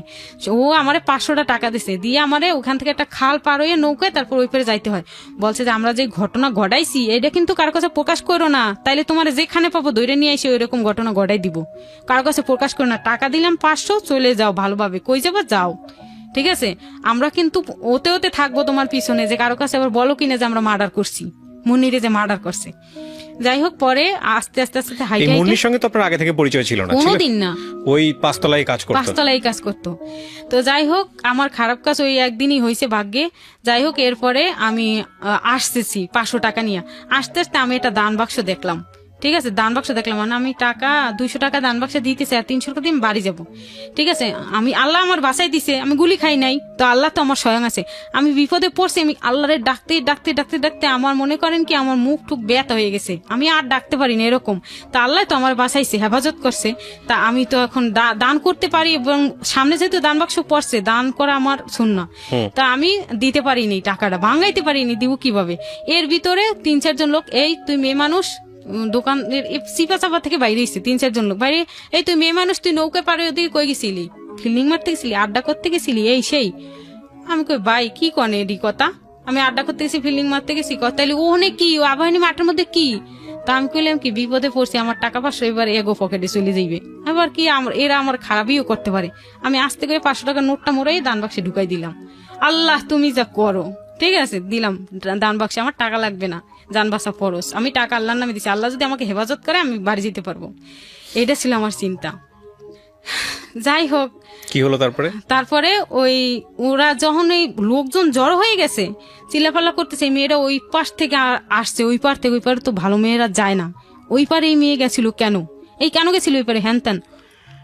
এরপরে এর ভিতরে ওই কাশেম তো আমারে হন্য তারা হয়ে খুঁজে খুঁজে খুঁজে ওই একটা স্টাফ আমার ওই লোকের ভিড় দেখা কিভাবে যেন ওরা শুনতে পাইছে যে একটা খারাপ মেয়ে মুখখানে ধরা পড়ছে, এটা শুনতে পাই ওর কেমনে যেন দেখা ফেলাইছে, আমার চিনে ফেলাইছে যে আমি ওইখানে, দেখাই আমার চুলে থাবা দিয়ে ধরছে। স্টাফের এত বড় সাহস হইলো যে এতগুলো মানুষের মধ্যে আমার চুলে থাবা দিয়ে ধরছে, ধরে কয় কি যে আমার মায়ের পেটের ছোট বোন, ওরে আমরা খুঁজি অনেকদিন থেকে পাই না, তাই আমি ধরছি। ধৈরেই ওনারে ফোন লাগাইছে, ঠিক আছে, এবং ওই স্টাফটার কাছে এবং সুপারভাইজারের কাছে মোবাইল আছে, ও মোবাইল উনি দিয়েছে, বর্তমান মোবাইল দিয়েছে যাতে আমার খুঁজে বের করতে পারে। চুলে এমন জোরে থাবা দিয়ে ধরছে, আমার চুল ছাড়াইয়া আমার যাওয়ার আর কোনো রাস্তা নেই। আপনি এটা কোন এলাকায় ধরা খাইলেন? বাংলা মোটর। এই এলাকার মধ্যেই আপনি ঘোরাফেরা করতেছেন? এলাকার মধ্যে মানে কি, বাংলা মোটর আমি আসছি মগবাজার থেকে, আমি তো চিনি না, কোনোদিকে আমি যাইতে পারবো না, কার কাছে কি বলবো, কিরা কি বলে, আবার যৌবন তখন ইয়াং বয়স, কিরা কি আবার কোন বুদ্ধি দেয় কি করে, ওই চিন্তা মাথায় যেদিকে হাঁটতে কয়, মানে মন যেদিকে হাঁটতে চায় ওদিকে হাঁটে। তো বাংলা মোটরে আসছি, আমি ওই দিকে চিনতে পারবো, হাতিরপুল দিয়ে যদি বাংলা মোটর দিয়ে যদি রিক্সা উঠি নিউ মার্কেটের যদি যাইতে পারি, তাইলে আমি গাবতলী গাড়িতে উঠতে পারবো। তারপরে আমি যাইতে পারলাম না ওদের হাতের থেকে সুইটা, এবং ইরা রিক্সায় তুইলে নিয়ে গেল, নিয়ে যাই ওই হোটেলে, আবার অন্য রুমে নিয়ে রাখলো, 4 তলায় অন্য রুমে নিয়ে রাখলো। আমি পরে ওই ক্যাডার কিলাররা কোথায় নিয়ে গেছিল, কোথায় কেগুলো মাইরা আমার মুখের থেকে বের করতেছে। মানে এই বুড়ো লোকটা যেটা আমার নিয়ে আটকায় রাখছিল এতদিন, যে লোক আপনাকে মানে সরকারি চাকরির লোভ দিল। হ্যাঁ হ্যাঁ। তারপরে আমারে ওই 4 তলা নিয়ে অন্য রুমে রাখলো, ওইখানে ফ্রিজ টিজ টিভি টুবি কোরআন হাদিস বইটে সব ওই রুমে নিয়ে গেল, এবং ওই রুমে যাই আমি থাকতে শুরু করলাম, এবং সব বিস্তারিত আমার মুখ থেকে বের করলো মাইরা যে আবার মুন্নিরে ওই জায়গায় মাইরা ফেলাইছে, সন্ত্রাসীরে, সবই কইলাম ওর কাছে বাধ্য হইয়া। এরপরে কইলো যে এবার তুই যদি মোড়ামুড়ি করিস তাহলে তোরে ওদের হাতে আবার তুলে দিব, কব যে তোরা বলে ভাই, তোরা বলে মুন্নিরে মারছিস, এ বলছে, তখন তোরে নিয়ে ওই জায়গায় মাইরে ফেলাই দিবে, তখন আমার আর দোষটা থাকলো না, ঠিক আছে, তখন আমার আর দোষটা থাকলো না। তখন আমি তোর বাপমার কাছে যদিও কোনোদিন আমার এই নাম্বারে করে আসে, আমার যদি পায় কোনোদিন, আমি বলুম যে আপনার মেয়ে খারাপ ছিল, এই কারণে আমি চাকরি দেই নাই, আগে থেকে খারাপ ছিল, এই সেই বললে আমি একটা মিথ্যা বললে আমি বুঝাই দিব, আর মরছে ওদের হাতে, আমি নিজেই পত্রিকা কইরে দিব, ঠিক আছে, এটা কয়ে দিল, পত্রিকায় দিয়ে দিবে, তাহলে মানুষ দেখবে যে মানুষ নিয়ে আমার মারছে, ও তো আর মারে না, ও সাফাই থাকবে। যাই হোক, আল্লাহর কাম আল্লাহ করে, তাহলে আমার ওইগুলো বইলা ভয় দেখাইয়া বিয়ে করলো কি, একটা মৌলবি ডেকে নিয়ে এলো, আইয়া জাস্ট এই অমুকের মেয়ে অমুকের ছেলে, এই কোন রকম বিয়ে করলো, কোনো ডকুমেন্টস নাই কিন্তু সরকারি। যাই হোক, এরপরে আবার কয়েকদিন গেল, 3-4 মাস 5 মাসের মতো গেল, যাওয়ার পরে আমার পেটে বাচ্চা আসছে। আমি কিন্তু বুঝি না আমার বাচ্চা আসছে, খালি বমি হয় এটাই বুঝি, শরীর দুর্বল লাগে, ওখানেই কিন্তু আসি। থাকার পরে 4-5 মাস যখন হয়ে যায়, তখন উনি একটা মেরি স্টপ ক্লিনিকে নিয়ে যায় আমারে, ওটা হইলো গাউসিয়া রোডে। মেরি স্টপ ক্লিনিকে নিয়ে একটা কার্ড বানায়, আর 5-6 মাসে নাকি সুই দিতে হয়। তো ওই সুইয়ের জন্য আমি জীবনে সুই দিইনি, ওষুধ যাই খাইছি ছোটবেলায়, কিন্তু সুই কোনোদিন দিইনি। একটা নিডি ফ্যামিলির, গ্রামীণ নিম্নবিত্ত পরিবার, একেবারে চরম দারিদ্র অবস্থার একটা পরিবারের একটা মেয়ে শুধুমাত্র দুবেলা দুমুঠো ভাতের জন্য ঢাকা শহরে, অচেনা একটা শহরে আসার পরে তার জীবনটা কতটা ভয়াবহ অবস্থায় যেতে পারে রং হ্যান্ডে পড়ে, সেটা বোঝার জন্য আজকের এই গল্পটা, মানে অসাধারণ গল্প। বলেন তারপরে মেরি স্টপে নিয়ে গেল। মেরি স্টপে নিয়ে যখন উনি আমার নাম টাম লেখাইলো, তখন ওনার কাছে কিছু জিজ্ঞাসা না কইরা ওই মেরি স্টপের মহিলা আমার বলে কি তোমার বাবা? তখন আমার জীবনে মনে করেন আমার মনটা চাইছে যে আমি ওখানে শেষ হয়ে যাই, আমার জীবনটা ওখানে শেষ করে দিই। আল্লাহ, কি হইলো আমার কাছে, ইনি কি তোমার বাবা? তারপরে আপনি কি বললেন? আমি বললাম না, উনি আমারে বিয়ে করছে। তখন উনি আমার সারা রাস্তা রিক্সা পটায় নিয়ে গেছে। বলিস না এগুলো ঠেগুলো হোটেলে থাকিস, এই সেই, তুই কোনো কিছু বলবি না। কিন্তু আপনি ওই বিয়ে করার পর ওনাকে জিজ্ঞেস করেননি তোমার বাড়ি কই? হ্যাঁ, জিজ্ঞেস করছি। উনি বলছে যে আমার বাড়ি রংপুর। সেটা না, ঢাকা শহরে আর কোনো বাড়ি আছে কিনা, তুমি এখানেই থাকো কিনা, এগুলো বলেন না? হ্যাঁ বলছি। উনি বলছে যে এটার প্রতিষ্ঠানের মালিক, পরবর্তীতে বলছে, আগে কিন্তু বলে নাই। আগে বলছে যে আমি হোটেল ম্যানেজার ছিলাম, আমার বাসা ওইখানে ছিল, আমার একটা বউ ছিল, বিয়ে করছিলাম, আমার একটা মেয়ে আছে, বউ ক্যান্সারে মারা গেছে। আমার একটা মেয়ে আছে, এই না, কথা সাধারণত বিয়ে করলে তো বাড়িতে নিয়ে রাখার কথা, ব্যবসায়িক প্রতিষ্ঠানে তো রাখার কথা না। হ্যাঁ হ্যাঁ তো সে বাড়ি থেকে নিয়েছে আপনাকে? পরে নিয়েছে, তো পরে সেই কথা। আচ্ছা হ্যাঁ, তারপর হ্যাঁ তো বলুন। যাই হোক, পরে আমি ভাবলাম কি যে আমার বাচ্চা আসছে, আমি এখন কি করতে পারি, পালাবো কিভাবে। তো উনি যাই হোক, পরে মেয়ের স্টপের ওই বেডি আল্লাহ আল্লাহ করতে করতে হাই হাই করতে করতে, এই বুড়ো লোকটার সাথে তোমার কিভাবে বিয়ে হইলো, হায় আল্লাহ তোমার কি, তুমি তো মেয়ের থেকে ওর নাতির সমান হবা তুমি, কিন্তু বলবেন না যে আমার মেয়ে বাচ্চা হইবে, কারণ ওনার একটা মেয়ে আছে, ওনার বউ মারা গেছে, ঠিক আছে, এই জন্য উনি আমার বিয়ে করছে যে আমার পেটে যাতে একটা ছেলে হয়, ঠিক আছে, যে মেয়ে হবে এটা বললে না, বললে ও বাচ্চাটা পাড়াই পুরাই আমার বাড়ি করে ফেলাইবে, নষ্ট করে ফেলাইবে। তো উনি বললো যে আচ্ছা বলবো না, উনি আর বলে নাই। তো আমার আলোচনা করে উনাকে বললো যে রিপোর্ট খুব ভালো, আপনি ওকে বেশি বেশি হলুদ ফল ফ্রুট খাওয়াবেন, ঠিক আছে, কারণ ও রক্ত শূন্যতা, ও মনে হয় কি যে বিল্ডিং এর উপরে থাকে কোনো পানি পায় না, এরকম রক্ত শূন্যতা, আর ও অর্ঘুমা থাকে বেশি, এজন্য বাচ্চাটা কিন্তু দুর্বল হয়ে যাবে ও যদি দুর্বল থাকে, এবং আপনার কিন্তু ছেলেবাবু হবে। এই কথা বলাতে উনি আমার বেশি বেশি খাওয়াচ্ছে এবং সুই দেওয়াচ্ছে, রীতিমতো ওষুধ এনে দিচ্ছে বাইরের থেকে, ভালো ভালো আয়রন ট্যাবলেট টুবলেট, ওগুলো আবার আমি প্রেসক্রিপশন থেকে পড়ে খাই, কারণ আমার আবার বৃষ্টি খাওয়াবে নাকি এই অবস্থায়, এই জন্য পড়ে খাইয়ে 6 মাস চলে গেল, 7 মাসে পড়ছে। তখন 7 মাসে যখন পড়ছে তখন আবার র্যাবে রেট দিছে হোটেলে, ঠিক আছে, তখন আবার এতদিন মানে পাহাড়ে পাহাড়ে টাকা ঢাইলে ঢিলে র্যাব পুলিশের মুখ অফ করে রাখছে, রেট না দেয়, ঠিক আছে। এখন যেহেতু 7 মাস হয়ে গেছে, এই নিউজটা মনে হয় কেউ দিয়েছে থানায়, ঠিক আছে, একটা অপরন্ত মহিলার আইন না আটকাই রাখছে। ওরা 4-5 জন পার্টনার ছিল, ঠিক আছে, ও ছিল একক মালিক, কিন্তু ওর আরো পার্টনার ছিল, সেই পার্টনাররা মনে হয় কোনো খোঁজখবর লাগছে, কারণ পার্টনারে দ্বন্দ্ব ছিল, ঠিক আছে, দ্বন্দ্ব ছিল। যাই হোক, পরে থানার থেকে র্যাব আসছে, র্যাব আসার পরে রাত্রেবেলা বললো যে এই আসছে, এসে ধরছে, কলেজেবল গেট ভাঙে ঢুকছে, তালাতলা ভাঙে ঢুকে রাত্রে এসে ধরছে, দইরা আমাদের 2 জনের হ্যান্ডকাপ লাগাইছে, হ্যান্ডকাপ লাগাই পরে আপনাকে এবং আপনার জামাইকেও? হ্যাঁ, হ্যান্ডকাপ লাগাইছে, লাগাই বলছে এটা কি হয় আপনার, ওনার বলছে আপনি একটা মুরব্বী, মেয়েটা একটা কোসি বাচ্চা, আপনি কি কোসি বিয়ে করা শুরু করলেন, বুঝলাম না। তখন উনি বলল যে আমার তো এইটাই পছন্দ, ঠিক আছে, ব্যবসা করি যা, এতেও ভালো মন্দ আমার অভ্যাস, আর এই কোচিং এটাই আমার অভ্যাস, এরকম করে বলতেছে, যেহেতু আমার বয়স বেশি হয়ে গেছে, আমি যদি পাইয়া যদি আমার চেহারাটা ঘুরে বা আমি যদি ওরকম এই ধরনের কথাবার্তা চলছে। হ্যাঁ, এই ধরনের কথাবার্তা র্যাবের সাথে চলছে। এখানে আমি অনেকগুলো বিষয় এখানে আপনার মিউট শব্দ ইউজ করেছি, আমি এগুলো প্রচার করতে পারছি না, বাট ওনাদের কথোপকথনের কথা উনি বলছিলেন। হ্যাঁ, তারপরে বলেন। আচ্ছা, তখন ওই র্যাব মানে কি ওনার এগুলো কথা শুনতেছে, তখন আমি মানে চুপচাপ দাঁড়ায় আছি, যে র্যাব ধরছে, এখন কয়েকে ডিমালা মাছ তো আমরা থানায় নিয়ে কিছু করতে পারবো না, আর ডিমালা মাছ জেলে দিলে আন্ডা ফুটবে জেলে যাইয়া, এখন কি করা যায়, এমন করে কথা বলতেছে। র্যাব সে ধুমকি মাইরে মুইরে আমাদের নামাই নিয়ে যাবে তা না, আমি দৌড়ে বাড়ি যাবো তা করে না, ঠিক আছে, ওগুলো রহস্য আলাপ করার পরে হ্যান্ডকাপ তো লাগানোই 2 জনের হাতে। তখন উনি বললো কি ভাই সিস্টেম করে হালান, এমনি করে কয় সিস্টেম করে হালান, মানে কি সাইরা দাও, ঠিক আছে, টাকা পয়সা দিয়ে দেবেন, আমার ম্যানেজার নিয়ে যাবেন টাকা পয়সা, এটা সিস্টেম। তা আমি তো এসব বুঝি না।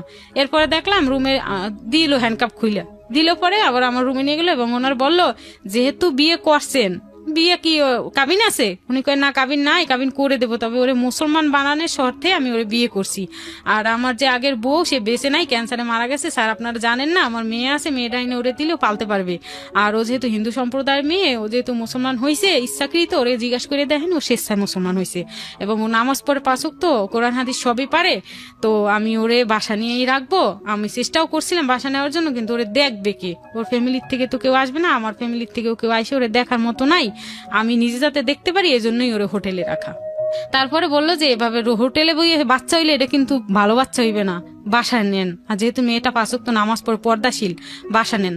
তখন আমার নিয়ে আমার জন্য এক স্টাফ দিয়ে কামরাঙ্গীরচর রসুলবাগ একটা বাসা ভাড়া নিল, 1200 টাকা রুম ভাড়া, ওখানে ভাড়া নিল, আমার সব জিনিসপাতি ওই বাসারে দিয়ে নিউ মার্কেট থেকে কেনাইলো, আর হোটেলের থেকে খাট বিছনা টিছনা হোটেলের থেকে নিয়ে গেল, নিয়ে আমার ওখানে নিয়ে কোনো রকম রাখার পর তখন 7 মাস চলতেছে, যখন রাইখা আমারে 4 জন কিন্তু আমার পিছনে লাগাইছে, স্টাফ 2 জন, স্টাফের বউ 2 জন, তারাও কামরাঙ্গীরচর বাসা ভাড়া থাকে, আমার বাসা দোতলায়, এদের বাসা নিচতলায়, কাছাকাছি, যাতে এরা আমার সবসময় পর্যবেক্ষণ দেখে রাখতে পারে। তা এরা সবসময় একজনের পর একজন আমার ঘরে থাকতোই, ঠিক আছে, কেউ কোনো সময় যাইতো না বাসার থেকে। তারপরে একদিন বাসার বউ আসছে, ওনার সাথে জিন ছিল, ঠিক আছে, জিন ছিল, আমি তো আর বুঝিনি ওনার জিনে ধরছে, উনি হাউ মাউ কাউ করতেছে শুয়ে, আমি সুযোগ পাইছি, ওই সুযোগে কয়টা টাকা নিয়ে দৌড়ে যে মায়ের ফোন দিছি, বাড়িতে ফোন দিছি, ফোন দিয়ে আমি তো মায়ের আবার কখন ডাকমু কার জন্য কথা বলতে পারবো না, মিজান ভাইয়ের কাছে সব বলছি যে ভাই আমার মা যদি আসে বলবেন যে আমি এই জায়গা আছি কামরাঙ্গীর রসুলবাগে, আমার নিয়ে বাসা ভাড়া দিয়ে দিয়েছে আর আমার সর্বনাশ হয়ে গেছে, আমার মারে বলবেন যে সে যেন ঢাকা চলে আসে, বা ওই যে লোকের নাম্বার দিছিলাম ওই লোকে আমার বিয়ে করছে, ওই লোকে আমার পেটে বাচ্চা দিয়েছে, আমার এই অবস্থা, আমার মারে কিন্তু ঢাকাইতে করবেন, নাইলে ওই লোকের হাত পা ধরে হোক কাইন্দে কাইতে হোক ফোন করে যেন নরম করে তারপর ওই লোকের মাধ্যমে যেন আসে, তাইলে আমি আর মার খামো না। এবার বলে দিছি পরে মিজান ভাই ওই আমার মার কাছে যাই সাইকেল চালাই বাড়ি যাই, আমার মার কাছে সব কইছে ভাইঙ্গা, কইছে পর তো আমার মায় কাইন্দে কেটে ও এর মধ্যে আবার ফাঁকে 2বার আমাদের বাড়িতে টাকা পাঠাইছে, একবার 10,000 টাকা পাঠাইছে আর একবার 4,000-5,000 টাকা পাঠাইছে আমাদের বাড়িতে। এখন আমার মা বাবা খাইয়ে পইরে মোটামুটি ভালো আছে, ওরাও স্কুলে যাইতেছে ভাই বোন, আর ওই এর থেকে কিছু টাকা আমার মার কাছে আসে, আমার মা ওই টাকা দিয়ে টিকিট কাটতে হালাইছে ঢাকা আসার জন্য, ঠিক আছে, নাইলে আমার মা তো টাকাও জোগাড় করতে পারতো না, আসতে পারতো না, ওই টাকা দিয়ে টিকিট কাটতে হালাইছে। এরপরে আমার মা ওই ওনার ফোন দিয়ে ওই মিজানের নাম্বার দিয়ে, তখন টাকা আছে হাতে 500 টাকা খরচ করে ওনার কাছে কথা 10 টাকা মিনিট অনেক কথা কইছে আমার মা, কাইন্দে দেখেন আমার বাচ্চার সন্তান, ঠিক আছে আপনি বিয়ে করছেন, বাচ্চা জন্ম দিয়েছেন, মুসলমান বানাইছেন, সমস্যা নাই, আপনি উনি বলছে এই কথা মার কাছে, ঠিক আছে, যে আমি ও মুসলমান হয়ে গেছে, ওরে দেখার আপনাকে দরকার নেই, আসা লাগবে না ঢাকা, ওরে দেখতে গেলে পরে দেখেন, এখন আসা লাগবে না। তখন বলছে যে সমস্যা কি বাবা, আপনি কোন, আপনি আমার বাবার মতো কোন, আপনার মা নেই, আমি আপনার মায়ের মতো, আমার মা কইছে কোন যে সমস্যাটা কি। তখন উনি ভাঙ্গিয়া কইছে যে ও মুসলমান হয়ে গেছে, ওরে আমি বিয়ে দিয়ে দিছি এক জায়গায়, নিজে বিয়ে করছে এটা কয় না, বিয়ে দিয়ে দিছি এক জায়গায়, ওর বেবি হবে, ও আছে বাসায় আছে অন্য জায়গা, আপনি এখন আসা লাগবে না, পরে করবেন আসবেন। তখন আমি যে ফোন দিছি এটা অফ রাখছে বলে নেই। এরপরেও মা নাসর বান্দা, মা আসবেই ঢাকা, ওনার কাছে কাইটে ফোন করলো, পর রাত্রে উনি আইসে আমারে বললো বাসায় আসছে, বাসায় ঠিক মতো আবার কিন্তু আসতো না, ওই বাসার বোনের শাহ আলমের বউরে আমার কাছে শোয়াইতো, আর ও রাত্রে ঠিক মতো বাসায় আসতো না, আমি যে একটা অপরন্ত মানুষ, আমার যে দেখাশুনো করা লাগবে বা আপনজন আমার কেউ নাই, তাই বলে উনি বাসায় আসতো না। উনি কিন্তু হোটেলে আবার আর একটা বেডিরে ধুইরা, সেই বেডিরে দিয়ে 3 তলা খাওয়ার হোটেল করছে, আবার একটা ছোটখাটো ওইটা চালায়, হোটেলটা চালায়, উনি রান্না বান্না করে বেডি দিয়ে ওই বেডি নিয়ে শুয়ে থাকে রাত্রি, ঠিক আছে, ওই বেডিনিয়াম পিয়ে ওর পেটেও কিন্তু আস্তে আস্তে পর্যায়ক্রমে বাচ্চা আসছিল। তো তার ওই কথা পরে আসি, তো ওই মেয়ে নিয়ে থাকে, আমার কাছে আর আসে না, শুধু বাজার পাঠায়, ওই বাসার দিয়ে শালমরে দিয়ে শুধু বাজার পাঠায়। তা আমি খাইয়ে দাইয়ে ভালো আছি, আর মাঝে মাঝে যেদিন আসে আমার বাসায় এই বড় ব্যাগ বইরে চাল নিয়ে আসে, চাল বাজার টাজার নিয়ে আসে, তার ভিতরে টাকা গামছায় বাইন্ধে পোটলা টাকা নিয়ে আসে বাসায়। তা আমি সেই টাকা রাত বইরা বান্ডিল করি, ঠিক আছে, রাত বইরে বান্ডিল করি। তা আমার চোর আমি নিয়ে আমার কোনোদিন ছিল না, তাইলে আমি কিন্তু 1 পোটলা নিয়ে ভাইকে যেতে পারতাম, কিন্তু আমার কোনোদিন, আমি গরিবের ঘর সন্তান ভাই, কিন্তু আমার লোভ নেই, কোনোদিন কোন লোভ নেই, কিন্তু লোভ আমার ছিল না, আমি তখনও অসহায় ছিলাম। যাই হোক, তারপরে আমি করলাম, আমার মা আসলো, আমার মা আইসা উনি নিয়ে আসলো, মারে যোগাযোগ করে নিয়ে আইসা আমার মার কাছে বললো যে ওর পেটে 7 মাসের বাচ্চা, এখন আমি করছি এগুলো, এই সেই মাপ চাইছে মার কাছে। তখন মা কইলো কি তাইলে আপনি এখন আমাদের বাড়ি চলেন, আইসি যেহেতু এত দূর থেকে আপনারা নিয়ে যাও, মেয়ে জামাই হিসেবে নিয়ে যাবো, আমি তো মুসলমান, ও মুসলমান হয়ে গেছে, আপনি কি হিসাবে নিবেন। তখন উনি বললো কি যে আমি তাইলে, মা বললো কি তাইলে আমাদেরও তো সম্মানের ব্যাঘাত, তাইলে আপনি কিভাবে যেতে চান আপনি বলেন। তখন উনি বললো কি যে আমি হিন্দু পরিচয়ে যেতে চাই, আমার নাম থাকবে রণজিৎ, ঠিক আছে, এবার রণজিৎ। তো যাই হোক, রণজিৎ নাম থাকবে, আর ও শাখা সিঁদুর পরে যা বাড়ি যাইবে। আমি কই না, আমি তো পর্দা, আমি শাখা সিঁদুর পরবো কেন, আমি তো মুসলমান সব শিখছি, আমি শাখা সিঁদুর আর পড়তেছি না, আমার ওটার প্রতি ইন্টারেস্ট নাই ভাই, যেটা সত্যি কথা। তো উনি ওটা পড়াইতে চাইলো, ঠিক আছে, উনি যেহেতু চাচ্ছে, আমার স্বামী যেহেতু চাচ্ছে মুসলমান ঘরে জন্ম হইয়া, আর আমি হিন্দুর ঘরে জন্ম হইয়া, আমি চাচ্ছি না, আমার অপরাধ হইবে না, গুণ হইবে না, ঠিক আছে, গুণ হইলে ওনার হইবে। This is actually the difference, মানুষ এবং অমানুষের মধ্যে পার্থক্যটা এখানেই। হ্যাঁ বলেন। তারপরে ওনার গুনার ভাগে উনি হবে, এই জন্য আমি পড়ছি, পইরা সিঁদুর টিঁদুর লাগাইছি, এরপর শাড়ি পরছি, পইরা বাড়ি গেছি, উনিও গেছে গাড়িতে। যাওয়ার পরে আমাদের তো অনেক ফ্যামিলি খারাপ অবস্থা, তখন আমরা নতুন বাড়িতে গেছে, নতুন বাড়ি কোনো রকম মাটিমুড়ি কাইটে কোনো রকম একটু মানে বাবা আর ছোট বাইরে তখন 8 পর্যন্ত পড়ছে, ও আর আমার বাবা দুইজনে একসাথে পানের বরে কাজ করে, ও বাবার হাত ধরে ধরে পানের বরে কাজ করতে শিখছে। তো দুইজনে যাই পায়, ওরে দেয় 40 টাকা, বাবার দেয় 50 টাকা, ঠিক আছে, দুইজনের যা দেয় এটা দিয়ে আস্তে আস্তে কোনো রকম ওই ফুপুর বাড়িতে থাকে খাইয়া লইয়া ধান টান কাইটা মাইসের, আমার মা আমার বোন মাইসের বাড়ি কাজ টাজ করে যাই, একটু টাকা পয়সা গুছাইছিল, আর আমিও কিছু টাকা দিছিলাম, অন্তত 2-1 পয়সা যাই বাসায় রাখছিল, ওই মিলে জিলে 3-4 হাজার টাকা মাটি কাটাইছে, আর বাঁশের খুঁটি দিয়ে ছোট একটা ঘর তুলছে। তা আমি আর আমার ওই বর স্বামী আমরা দুজন যাই, ঠিক আছে, যাইয়া বাড়িতে থাকি 2-3 দিন।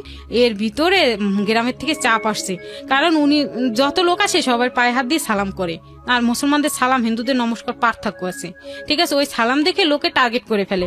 আপনারা যতই কন যে এ হিন্দু বা এর নাম রণজিৎ, যতই কন, আমরা এর চলার গতিতে আমরা মনে করি যে এই মুসলমান, ঠিক আছে।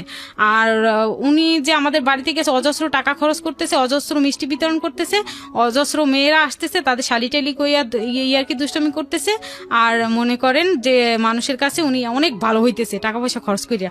আর আমার বাবা মা মনে করেন লজ্জাতে, বয়স্ক দেখে লজ্জাতে তো নেই, কিন্তু আমার আর আমার মার একটা প্ল্যান ছিল কি, যে ওনারে নিয়ে আমরা বাড়িতে, আমার বাচ্চা পেটে আসছে, তাই কি ওনার কাছ থেকে ভবিষ্যৎ আদায় করে রাখবো, এটা প্ল্যান ছিল। ভবিষ্যৎ আদায় করে ওনার কাছে রাখ, এবার বাচ্চা হোক যা হোক হোক, কিন্তু আগে আমার ভবিষ্যৎ দরকার। ওনার লক্ষ লক্ষ টাকা আছে, আমারও তো কিছু দেয় নাই, কোনোদিন নাকের ফুলটাই দেয় নাই, বিয়ে করছে তাই কি নাকের ফুলই দেয়নি। ওনার কাছ থেকে আমার ভবিষ্যৎ আদায় করে নেবে, এটা ছিল চিন্তা। কিন্তু আমার আত্মীয় স্বজনের কাছে, যাদের মাধ্যমে আমরা ওখানে গেলাম, তাদের কাছে যখন বলছি যে ওনার আটকা এই একটা কিছু আমার ভবিষ্যৎ করে নাইলে আমার বেবি হবে কয়েকদিন পরে, আমি কই যাবো, ওনার যদি বউ বাচ্চা বাইরে হয়ে পড়ে বা ওনার যদি কোনো একটা অ্যাক্সিডেন্ট হয়ে যায়, উনি কিন্তু এরকম ব্যবসা করে, ঠিক আছে। আমার মার কাছে কইছি, কিন্তু আমার মা তো কারো কাছে কইতে পারে না, প্রকাশ করতে পারে না। আর মা কইছে কি যে ওনার যদি বুড়ো মাঠের মধ্যে মরে যায়, তখন আমার মায়ের কি হইবে, ভবিষ্যৎ একটা আদায় করে রাখি, যা করছে করছে, জীবনে টাকা হইলে সবকিছু। আমার মা এরকম একটা চিন্তা করছে। কিন্তু আমার আত্মীয় স্বজন আরো আইয়া আমারে মারে ধরে, আমার মারে খারাপ ভাষা কয়, এই তোদের মান সম্মানে, তোদের আমাদের বাড়ির পাশে এনে জায়গা দিয়ে আমাদের সম্মান নষ্ট, আমাদের এই সেই, আমাদের উল্টো। এটা পুরো বাংলাদেশের চিত্রটাই তাই। হ্যাঁ, আমাদের উল্টো, ওনার কিছু কয় না। পুরো বাংলাদেশের মানে সামাজিকতার চিত্রটাই এরকম। হ্যাঁ, দুঃখজনক হলো সত্য। যাই হোক, বলেন। পরে ওনার কোনো টাকা পয়সা চাওয়ার জন্য কিছুই না, উনি ভালো, আমি খারাপ, আমরা খারাপ। তো যাই হোক, তারপরে ওনারে এলাকার কিছু কিছু বকাটে ছেলে আছে, এরা ওনার টার্গেট করছে, যেহেতু পয়সাওয়ালা, ও তো কিছু পাইবেই না জীবনে, আমরা যদি 10-20 হাজার পাই, আমরা গাঁজামত খাইতে পারবো, আবিজাবি খাইবে, এই জন্য ওর কাছে দান্দা করবে, ওরে বাইন্দা বা মারবে ধরবে, এরকম একটা চিন্তা যে করছে। এটা যখন আমি বুঝতে পারছি, আমি মনে মনে মানে একজন আইসে বলছে, একজন বাজারে পানি দেয় দোকানে দোকানে এক মহিলা, হে আবার আমাদের বাড়িতে আসে মাঝে মধ্যে, পান টান খায়, আমার বাবা ভোরে কাজে গেলে পান নিয়ে খাওয়ায়। যাই হোক, ওই লোভে লোভে বইলে দিচ্ছে আমাদের কাছে, তোমাদের কিন্তু আজকে রাতে বাদ দেবে, ঠিক আছে, তোমার পেটের বাচ্চাও পাড়ায় বাই করে হালাইবে, আর ওই মুসলমান বেটা, ওই বেটার মুসলমান ধরা পড়ে গেছে মানুষের কাছে চাল চলনে, এর কিন্তু খবর আছে, এর কিন্তু খবর আছে, নাইলে কিন্তু ভাগ ওইখান থেকে। এই কথা যে কইছে, আমরা তো মনে করেন রেডি, গাটি গোটা গোল পুরা। এরপরে সবকিছু গোল টোল করে গাটি সন্ধ্যার পরে আস্তে আস্তে দুইজনে বেরোয় গেছি। তখন আমার বাপে শুধু কান্না করে রাতে বুঝাই দিছে আমারে, বাবারে তুমি মুসলমান হও আর যাই হও, আমার বাচ্চাটা, আমার মেয়েটারে কিন্তু একটু ভালোভাবে দেখে রাখো, আমার মেয়েটা সর্বনাশ করছো বাবা, আমার আরো 2টা সন্তান আছে, তুমি আমার মেয়েটারে ভালো না, আমার মেয়েটারে কিন্তু বাঁচাই রাখো, দেখে রাখো, আমার মেয়েটা ভবিষ্যৎ করে দি। এটা বলে হাতে হাতে দিয়ে দিছে আমারে। আমি চলে আসছি টাকা ওর সাথে, টাকা আসার পর 6 মাস গেছে, 7 মাস গেছে, 8 মাস, 9 মাসের সময় আমার জ্বর আইছে। জ্বর আসার পরে আমার মারে ফোন করছি কি, মা তুমি জ্যোৎস্নারে দাও, ছোট বোনটা ওরে দাও আমার কাছে, নাইলে তুমি আসো, আমি অনেক অসুস্থ, মানুষের ডাকছে আমার সেবা করার জন্য, আমার সেবা করে না। ওর ভিতরে ও আবার এই টাকাগুলো বান্ডিল বান্ডিল করে যে রাখে আমার দিয়া, ওই নিয়ে আমার রংপুর পাঠাইবে, আর ওই আর দুজন আর একজন আমার সাথে যাইবে, আমার বাড়ি চিনতে দিবে না। পরে আমার বোনেরে পাঠাইলো আমার মা, পাঠানোর পরে আমার এখন বাচ্চা হইবে, ঠিক আছে, আমার বোনেরে পাঠাইলো, গাড়িতে উঠে দিল, যেভাবে ওদের আনা লাগে আমি আনলাম রিসিভ করে। তারপরে আমরা ঢাকা চলে আসার মানে 10-12 দিন পরেই আমার শরীর খারাপ, এরকম ভালো লাগে না। পরে আমার বোন আসার পরে উনি বুঝতে পারছে যে হয়তো আমার মাস দিন চলে আসছে। তারপর মেরি স্টপে গেলাম, চেক আপ করাইলাম, এবার আমার বেবি হবে। তারপরে উনি বললো যে আপনার বেবি হওয়ার বাকি আছে তো 15-20 দিন। তখন উনি আবার একটা ফ্ল্যাট বাসা ভাড়া নিল, ঠিক আছে, ফ্ল্যাট বাসা ভাড়া নিল। তখন আমরা গাটি বস্তা নিয়ে ফ্ল্যাট বাসায় চলে গেলাম। তারপরে ওই বাসায় যাওয়ার পরে বাচ্চা হয়, বাচ্চা হওয়ার পরে বাচ্চার অনেক অসুখ হয়। বাচ্চা তো মেয়ে হলো, তখন হ্যাঁ কি মেয়ে হলো হয়েছে, মেয়ে হওয়ার পর ম্যাটারনিতে বাচ্চা হয়েছে, আমি কার্ড নিয়ে আসছি ভাইয়া, ম্যাটারনির বাচ্চা হয়েছে। পরে আমার যখন মেয়ে বাচ্চা হয়েছে, নর্মালি বাচ্চা হয়েছে, এমনি কয়টা স্টিচ করছে, নর্মাল সিজার যাকে বলা হয়, আমি হাঁটতে পারতাম না। আমার মেয়ে হয়েছে যখন শুনছে, তখন আর আসে না হসপিটালে, আমাকে বাদ দিয়ে দিছে টোটালি। টোটালি বাদ দিয়েছে, ফোন রিসিভ করে না। ডাক্তাররা ফোন দেয়, আমার মেয়ে হয়েছে 11:55 2006 সালের হইলো 7ই জুন 11:55 আমার বাচ্চা হয়েছে বুধবার। উনি আর আসে না। এবার আমার বোন সন্ধ্যার সময় একা একা মানুষের কাছে জিজ্ঞেস করতে করতে রান্না করে আমার কাছে জন্য ভাত নিয়ে, ও জানতো যে আমি মেয়েটা নিতে যাচ্ছি, বাড়িওয়ালার কাছে জানে আমি কাট করছি, জানে সব। ওই বাড়িওয়ালি যেভাবে যেভাবে বলে দিছে, ও ভাত নিয়ে একা একা আসছে বিকেলে। আইসা দেখে আমার বাচ্চা এক জায়গা, আমি আর এক জায়গা। ঠিক আছে, আমি ওই বেডে ওইভাবে রক্তাক্ত অবস্থায় আসি, আমার বাচ্চা ওকে ধরে না, আমি ধরে না, বাচ্চা কানতে কানতে চিল্লিতে গলা ওখানে ভাঙে এবার চুপচাপ। এবার আমি মনে করছি মরে গেছে। আমি যতই বলি বাচ্চা আমার কোলের কাছে দেন, আমি বুঝছিলাম আমার কোলের কাছে দেন, কেউ দেয় না। সবাই বল বকশিস টাকা বকশিস, এরকম সরকারি হসপিটালে। ঠিক আছে, আমি টাকা কোত্থেকে দিব? আমার নিজেরই ব্লিডিং বন্ধ হয় না, সেই ওষুধটাই আমি খাইতে পারতেছি না, কেউ দেয় না, তাইলে আমি টাকা কিভাবে দিম? যাই হোক, পরে উনি ওনার ফোন দিতে দিতে ডাক্তাররা ফোন দেয়। এরপরে সন্ধ্যার সময় আসছে, আইসা কোনো রকমে নিয়ে গেছে, কোনো রকমে ওইখান থেকে 2 দিন না 3 দিন ছিলাম। এরপর খরচ বরচ যা ছিল দিয়া নিয়ে গেছে। নিয়ে যাওয়ার পরে আমার মারে বলছি, তুমি মামা বাড়ির কথাও বইলে, এলাকার মানুষ বুঝে গেছে, আসতে দিবে না আমার মায়ের, ধর্মাধর্মীর ব্যাপার করে উনি পর্যায়ক্রমে আমার অস্বীকার করে, বাচ্চা অস্বীকার করে। বাচ্চা যখন ম্যাটারনিতে ধানমন্ডি 11 নিবেদিত হসপিটাল নিয়ে চিকিৎসা করে, নিউমোনিয়া হয়েছিল, 1 মাস মেডিকেলে ছিল। আমার মা বোনের উপর অত্যাচার করছে। আমার মা যেদিন বাসায় যায় রান্না করতে, আমার বোন আবার যায়, তখন অত্যাচার করছে মার উপর, বোনের উপরে। তখন তারা আমার ফেলাই থুয়ে চলে যায়। তারপরে আমার বাচ্চাটা আমি মানে মেডিকেল থেকে নিয়ে আসার পরে তারা আমার রেখে চলে যায়। চলে যাওয়ার 1 মাস পরে হোটেলে মার্ডার হয়। মানে ওরা একটা পার্টনার মার্ডার হয়। তখন ও মার্ডার কেস খেয়ে জেলে যায়। জেলে যখন যায়, থানায় যখন নিয়ে যায়, তখন আমি তো জানি না। ওই দিন আমার বাসায় আসছিল বাচ্চা দেখার জন্য, মাঝে মধ্যে আসে। ঠিক আছে, ওর ঢাকাও কিন্তু একটা বউ আছে, আমি কিন্তু জানি না। তো যাই হোক, ওই বাসায় থাকে, আবার হোটেলেও থাকে, ওই সেমরিতে সময় দেয়, আবার আমার কাছে মাঝে মধ্যে আসে, কিন্তু খরচ টরচ দেয়, কর্মচারী দিয়ে পাঠায়। তারপরে আমি আমার মেয়ে 1 মাসে যখন হয়ে গেছে, একটু দেখতে শুনতে সুন্দর, খুবই সুন্দর আমার বাচ্চাটা। এখন আমি আপনার দেখাবো না আমাকে দেখাতে হবে না, আমি পরে দেখব। বাচ্চাটা কিন্তু খুবই সুন্দর আমার, এখন বড় হয়ে গেছে, 13-14 বছর বয়স, ভালো স্টুডেন্ট, খুব ভালো স্টুডেন্ট আল্লাহ দিছে আমারে। ঠিক আছে, কিন্তু আমি আপনার বাচ্চার গল্পটা একটু পরে আমি জানি, তার আগে একটু বলেন ওই মার্ডার কেসে ওনাকে ধরে নিয়ে গেল। হ্যাঁ, ধরে নিয়ে গেল। তারপর আমি থানায় গেলাম বাচ্চা নিয়ে। আমি চ্যানেল 1-এ দেখলাম, টিভি দেখতেছি তো বসে বসে, 2 ঘন্টা আগে ঘরের থেকে বের হয়ে চলে গেল। এর ভিতরে হেরে টিভিতে দেখা যায় খবরে, চ্যানেল 1-এ। তার মানে কি খবরে কি দেখাচ্ছিল? খবর দেখাচ্ছে যে হাতিরপুল কাজাবাজার মোড় হোটেল মালিকিনী সন্ত্রাসীদের গুলিতে মালিকে দ্বন্দ্বে চাঁদাবাজির কারণে সন্ত্রাসীদের হাতে খুন। ঠিক আছে, 4 জন মালিক সহ কয়েকজন স্টাফ, কয়েকজন পতিতা মেয়ে আটক, এইভাবে লেখা আসছে। তখন আমি কইলাম কি ফোন দিয়ে দিই, ফোন ধরে ছবি দেখতেছি আমি টিভির ভিতরে, ফোন কি আর ধরে? ফোন দিছি, বারবার ফোন দিই, ফোন ধরে না। তখন আমার কাছে মোবাইল দিছিল বাচ্চার খোঁজ খবর নেওয়ার জন্য। বাচ্চা দেখতে শুনতে সুন্দর, এখন একটু আসে বাসায়, খরচ টরচ দেয়। আগে তো মেয়ে মানে দেখতেই পারতো না। ওকে, তারপর যাই হোক, পরে আমি গেছি থানায়, বাচ্চা কোলে নিয়ে, তেনা তোনা দিয়ে পেঁচায় কোলে নিয়ে থানায় গেছি। যায়া দেখি কি থানায়, ওরে আল্লাহ, 3-4 জন বউ তার থানায়, 3-4 জন বউ মনে করেন। প্রথম আপনারা সবাই গেছেন আর কি? সবাই, হ্যাঁ, চ্যানেলে দেখা দেখির পরে সব এক জায়গা হইলাম। হওয়ার পরে যখন জানা জানি, এই জন্যই বলি জীবন আসলে নাটকের চেয়েও নাটকীয়। এটা কি সিনেমা? এই সিনেমা তো এটা, যাই হোক, নো কমেন্টস। ওকে, তারপর কি হলো? তারপরে হলো ও দেখা দেখি হয়ে গেল। এবার উনি হতভম্ব গেছে, আমার এই হিন্দুর বাচ্চা তুই কেন থানায় আসলি, এই মানে আমার বাজে ধরনের গালাগালি, হ্যান্ডকাপ সহকারে আমার গালাগালি করতেছে, আমার মারতে আসতেছে লকআপের ভিতর থেকে। আমি কেন আসলাম, মানে আমার ওর আরো বউরা দেখে ফেলছে, এখন ওর ঝামেলা বাইতে যাইবে গ্যাঞ্জাম। আমিও তো দেখে ফেলছি, কয় আব্বু, আমার বাচ্চা তো আব্বু কইতে পারে না, কিন্তু চেহারা, ওর চেহারা আমার বাচ্চার চেহারা একদম জেরক্স কপি। ইন্ডিয়াতে যেটা বলে, বাংলাদেশে যেটা বলে কার্বন কপি। ঠিক আছে, ওর চেহারা আর আমার বাচ্চার চেহারা। যাই হোক, তারপরে বাচ্চা ওখানে আরো বাচ্চা ছিল, হ্যাঁ, ওই বাচ্চারা আব্বুটাকে, আমার বাচ্চা যখন নিয়ে গেছি সবাইকে এ দিয়ে মতো চেহারা। পুলিশেরা পর্যন্ত কয় এ যে হোটেলে আটকা ছিল সেই মেয়েটা না, সেই মেয়েটার এই বাচ্চা হয়েছে, আল্লাহ এদি বাপের চেহারা সব পাইছে, সবাই এই কথা বলে। ঠিক আছে, তখন আমি লজ্জাতে আর নাই, আমি কান্নাকাটি করে সতীন মদিন দেখছি, কান্নাকাটি কইরা আমি 5 জন। আপনি সহ 5 জন? আমি সহ 5 জন। ওই মেয়েটার বিয়ে করেনি, হোটেলে যেটা রান্নাঘরে যেটা আছে, ওটা বিয়ে করে আমার মতো ধরে নিয়ে আসছে। ওর পেটেও তখন 2 মাসের না 3 মাসের বাচ্চা। ওকে, তারপরে আমি আমার মেয়েকে নিয়ে আমি রিক্সায় উঠে আবার বাসায় চলে আসি। বলে তোর বাজার খরচ সব আমি পাঠাইতাম, তুই আইলি কেন? আমি এরকম একটা খবর দেখছি, আমি আসবো না? আমার জানতে হবে না যে আপনি আসলে কি এসব কি দেখলাম কি বা কিছু আমার জানতে হবে না? এটা ধানমন্ডি থানাতে। ধানমন্ডি থানাতে। জি। তারপরে আপনি জাস্টিফাই করেও দেখতে পারেন, কথাগুলো কিন্তু অরিজিনাল, সব কথা সত্য, এবং আপনার ইনভেস্টিগেশন করলে আমার কোনো আপত্তি নেই, সমস্ত কথা আমার সত্য, এবং আমি মন খুলে আজকে বলতে আসছি ভাই। বলেন আপনি, সমস্যা নেই। মন খুলে বলতে আসছি, আমার বলার কোনো জায়গা নেই ভাই। আজকে 15 বছর আমি কারো কাছে বলতে পারি না, তাই আমি সারা দুনিয়া, সারা বিশ্বের দর্শকের কাছে পর্যন্ত আমি এটা দেখে যে বলতে চাই, আমার কষ্টের কথাগুলো সবাই যেন একটু মনোযোগ দিয়ে শোনে।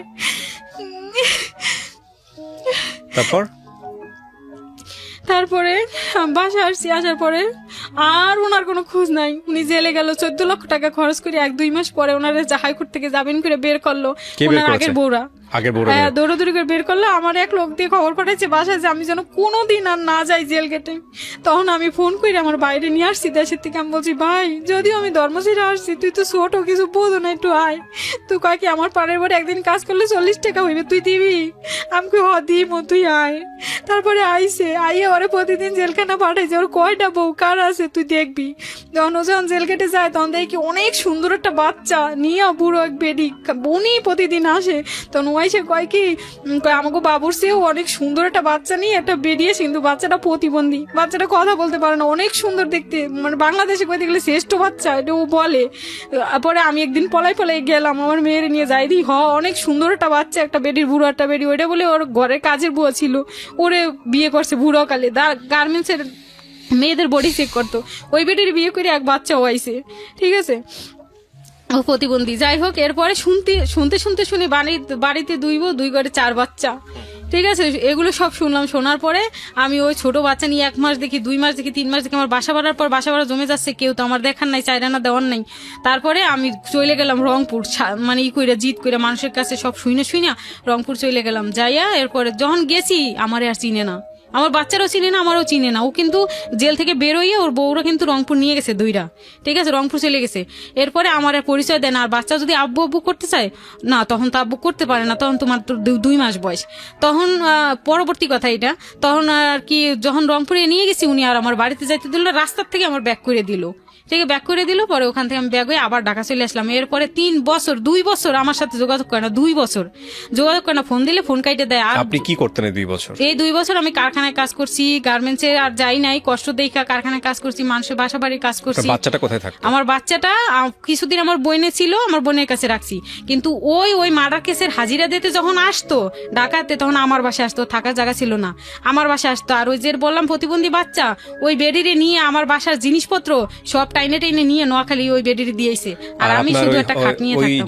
যেই হোটেলে আপনাকে বন্দি করেছিল, ওই হোটেল তখন কি অবস্থা? হোটেল তখন সিলগালা করে দিয়েছে মার্ডার হওয়ার পর। সিলগালা করে দিয়েছে? হ্যাঁ, সিলগালা করছে। ওটা না আরো 2টো হোটেল। কয়তলা হোটেল ছিল এটা? 5 তলা। জি। আচ্ছা, এটা সিলগালা করলো, আরো 2টা হোটেল সিলগালা করলো। ওই 2টা হোটেলেও মার্ডার হয়েছে। ওটা আগে পরে আমি ওটা জানি না ভালো, মানে এগুলো র্যাবে সিলগালা করে? র্যাবে সিলগালা করছে। তো যাই হোক, পর্যায়ক্রমে সব হোটেল সিলগালা হয়ে গেছে। আর ওর ঢাকা শহর তেমন কোনো কর্ম নেই, তাই ও এখন বাড়িতে থাকে 2 বউর মাঝখানে। 2 বউ আছে বাড়িতে, 2 বউর 4 সন্তান। ওগুলো আমি পরবর্তীতে আবার ভালো করে দেখছি, শুনছি, জানছি, মানুষের কাছে আবার শুনছি, আবার রংপুরে যাইও শুনছি। তখন আমি ভাবলাম যে আমার জীবনে আর কি। তখন আমার বোনটারে ফোন করে নিয়ে কোটি কোটি টাকা ছিল, সেগুলো কই গেল আপনার কাছে? ও এখনো কোটি কোটি টাকার মালিক। আমি চাই যে ওরে যদি কোনো আমার মতো আরো 10টা 20টা মেয়ের, 10টা হাজার হাজার মেয়ের ইজ্জত বিক্রি করার টাকায় ওর কোটি কোটি টাকার সম্পদ, কেউ যদি ওর সমস্ত কিছু বিলীন করে ধ্বংস করে দিত, যে ও আবার রাস্তার ফকির ছিল আগে, আবার যদি ফকির করে দিত, তাহলে আমি অনেক খুশি হইতাম। জানেন না, আমি এটা আত্মার থেকে কই। কারণ পরবর্তীতে আমার যখন কাবিন দেয়, তখন আমার বাচ্চার, আমার তো কিছু দেয়ই নাই। যাই হোক, ও কথায় পরে আসছি। তো যাই হোক, রংপুরে একবার গেলাম, সন্তান পরিচয় দিল না। আবার আমি বছরকে বছর কারখানা কাজ করে, বাসা বাড়ি কাজ করে, কত কষ্টে যে দিন যায় জানেন ভাই। আমার বাচ্চাটা কেবল খাইতে শিখছে, সিঙ্গারা দেখলে পাগল হয়ে যেত, পুরি দেখলে পাগল হয়ে যেত। আমার কইতো কি, মা একটা পুরি কিনে দাও না। যদি একটা কিনে দিতে পারতাম কোনোদিন, ওইটা সারাদিন খালি চাটতো, খাই ফেললে আর পাইবে কই, যেন ওইটা খালি সারাদিন চাটতো। বলতো কি, মা আমার একটা চকলেট দুধ কিনে দাও না, মানুষই দেখি না খায়, আমার কিনে দাও না। ও অনেক ছোট ছিল কিন্তু অনেক ভদ্র ছিল, এতটা ভদ্র আমার বাচ্চাটা ভাই। যদি কোনোদিন দেখেন, যদি নিয়ে আসতে পারি, যদি দেখেন, তাহলে দেখবেন যে কতটা ভদ্র। খুব কম কথা। আমার বাবার বাড়ি বরিশালে। ওখানেই আছে ছোটবেলা থেকে। যখন ওর সাথে কেসাকিসি করে সম্পর্কটা নষ্ট হয়ে যায় তখন আমার বাবা মার কাছে দিয়ে দেয়। আমার বাবা মারে বলে তোমরা পালো, আমি যা পারি কইরে, আমি যা 2 পয়সা দিতে পারি ও দিয়ে যেন আমার বাচ্চাটা বড় হয়, তোমরা লেখাপড়া শিখ। আমি কি করবো ওরে নিয়ে, কিছু তো করার নেই। ওরে তো ও গ্রহণ করে না, ফোন করে না, যোগাযোগ করে না। এখন যে এই লেখাপড়ায় খুব ভালো হয়েছে, এখন যে সুন্দরী হয়েছে, দেখতে অনেক ভালো হয়েছে, এলাকার মানুষের কাছে শোনে, এখন ও আবার প্রলোভন করতেছে নেওয়ার জন্য, বা ও খারাপ সন্দেহ করতেছে আর কি, যেটা বলা যাবে না। তো যাই হোক, আমার বাচ্চাটা আমার বাবার বাড়িতে আমার বাবা মার কাছে রাখলাম। আর আমি এখন ইন্ডিয়াতে যাই। ইন্ডিয়াতে আত্মীয় স্বজন আছে, একজনের মাধ্যমে আর কি পাসপোর্ট করেছিলাম। পাসপোর্ট করে ভিসা করে ইন্ডিয়ায় গেছি। ইন্ডিয়া থেকে ব্যবসা করি আর কি, কাপড় নিয়ে আসি, মেয়েদের যত লেডিস আইটেমগুলো আছে এগুলো নিয়ে আসি। নিয়ে আসে ওগুলো দূরে দূরে পুবাইল, গাজীপুর, এই সাভার, নামাপাড়া, ইমানদীপুর, এসব অনেক গভীর গভীর গ্রামে আমি চলে যাই। মানিকগঞ্জের হেদিকেও চলে যাই। সারা দিন আমি ঘুরে ঘুরে কাপড় বিক্রি করি। টাইম হইলে পরে মানুষের ঘরে ঢুকে মুসলমান যদি কাউরে দেখি নামাজ পড়ি, টাইম মতো নামাজ পড়ি। এবং নামাজ পড়তে গেলে অনেক সময় আমার কেউ খাবারও দেয়, ঠিক আছে। আর তাছাড়া মনে করেন এই টাকা পয়সা যেটুকু হয় টাকা পয়সা যেটুকু হয় এটুকু দিয়ে হ্যাঁ বাপ্পার কাছে পাঠাই। আর মাঝখানে আমার বাচ্চারও 2-1টা রোগ হয়েছিল, আমারও 2-1টা অপারেশন ছিল, অ্যাপেন্ডিক্সের অপারেশন ছিল, আবার আরেকটা বাচ্চা আসছিল তখন। আপনি এই যে আরেকটা বাচ্চা মানে ওরে তখনই ওই কবিতা। এই যে 2006 সালে আপনার বাচ্চা হয়ে গেল, 1 বছরের সংসার, মানে সংসার তো বলবো না, সংসার জাহান্নাম কি বলবো আমি এটাকে। তো এরপরে তো আপনার প্রায় 14 বছর যাবত আপনি আর বিয়ে শাদী করেছেন? বিয়ে শাদী যাকেই করতে যাই বা যদি এরকম কেউ অফার দেয়, সেও আবার ওই একই, ওগুলো যখন আস্তে আস্তে ধাপে ধাপে শুনতে চায় তখন আস্তে আস্তে আমি ভাবি যে আমার বাচ্চাটা মুসলমান, আমি যদি এটা মুসলমান ছেলে, ভালো ছেলে পাইতাম, বিয়ে করে যদি সংসার করতে পারতাম, তাইলে আমার বাচ্চাটা মুসলমান থাকতো। বা ওরে তখন হিন্দু ধর্ম শিখতেছে, আমার বাবার বাড়ি থাকতেছে, ছোটবেলা থেকে হিন্দু ধর্ম শিখতেছে, লেখাপড়া অনেক ভালো, কিন্তু ওর তো জাহান্নাম হবে, কারণ ওর আগে জন্ম নিবন্ধন কাগজ বানাইছি সেটা মুসলমান নাম দিয়ে, নাম পরিচয় দিয়া। এখন যেহেতু আমাদের বাড়িতে রাখছি, এখন আমার বাবা মা হিন্দু নাম পরিচয় দিয়ে মুসলমান ধর্মটাই উঠাইতেছে, নাম পরিচয় দিয়ে রঞ্জিত, ওই যে আগে নাম প্রকাশ করছিল ওর বাবা যাই এলাকায়, সেই রঞ্জিত নাম দিয়ে জন্ম নিবন্ধন কাগজ বানায় তারপর ওর স্কুলে ভর্তি। ওকে আপনি রাখতে পারেন না আপনার কাছে? কিভাবে রাখবো ভাই, আমি যা কামাই করি, আমি এই অসুখে মসুখে অপারেশনে আমি 2-3 লাখ টাকা ঋণের মধ্যে পড়ে গেছি। সেই ঋণের কিস্তিও দেই, বাচ্চারাও খাওয়াই, আবার বাসা ভাড়া দেওয়া লাগে 2500 টাকা, নিজের পেট আছে ভাইয়া, গাড়ি ঘোড়া চলি, বাসের ভাড়া আছে। আমার ইন্ডিয়াতে যাই, আমি এই ব্যবসা করি, আমার কিছুই পোষায় না। আমি পার্লারের কাজ জানি, আমি এটা দোকান করতে পারতেছি না, এটা পার্লার দিতে পারতেছি না। আরও 2 অপারেশন কইরা নানান অসুখ হয়েছিল, 2-3 লাখ টাকা আরও ঋণ হয়ে গেছি।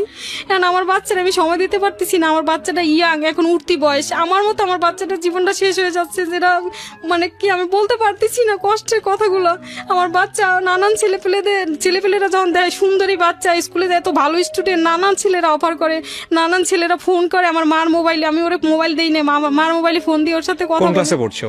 ও এবছর জেসি পরীক্ষার্থী, বৃত্তি দেবে, জেসি পরীক্ষা আচ্ছা ঠিক আছে। আমরা আপনি পরবর্তীতে আর বিয়ে ফাইভে কিন্তু A+ পেয়েছে, কাগজে দেখেন A+ না, পেয়েছে, ঠিক আছে। স্কলারশিপ বৃত্তি পাইছে 5-এ। প্রত্যন্ত একটা স্কুল থেকে ও এত বড় ভালো রেজাল্ট করছে, সারা গ্রামেও একজন নামি দামি কন্যা আমার, জানেন, এবং মাশাআল্লাহ। দেখার মতো। মাশাআল্লাহ, আল্লাহ চায় তো আপনি যেভাবে চাচ্ছেন সেভাবেই হবে।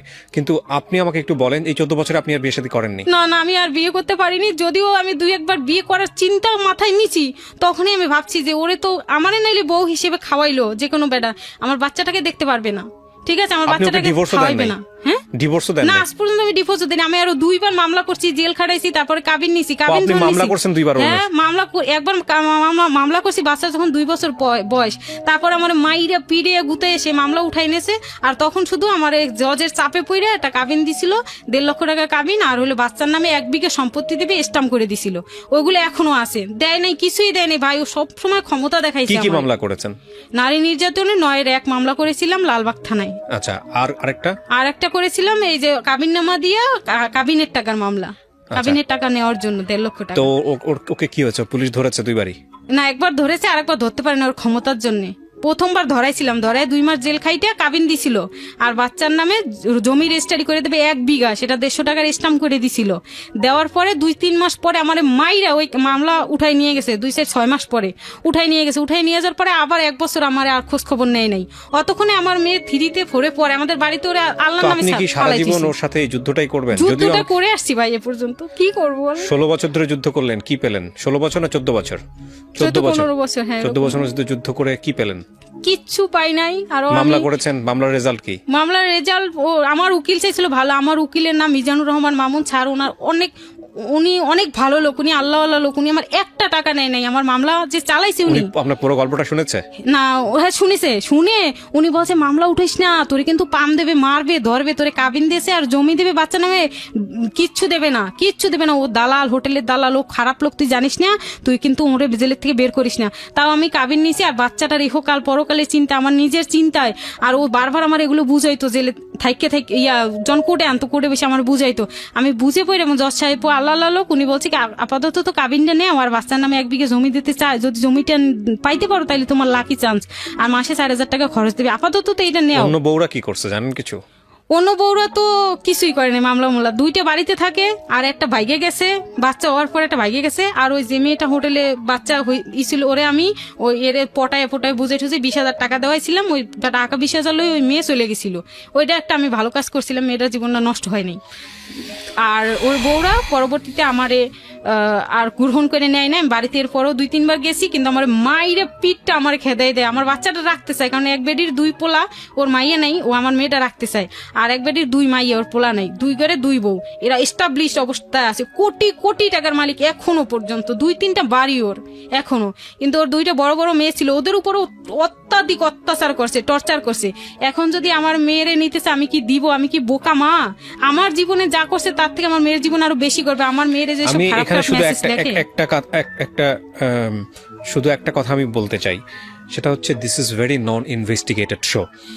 যে কারণেই আপনারা দেখবেন যে ওনার গল্পে যে মানুষটিকে নিয়ে এত কথা, সেই মানুষটির এবং ওনার পরিচয়ও আমরা রিভিল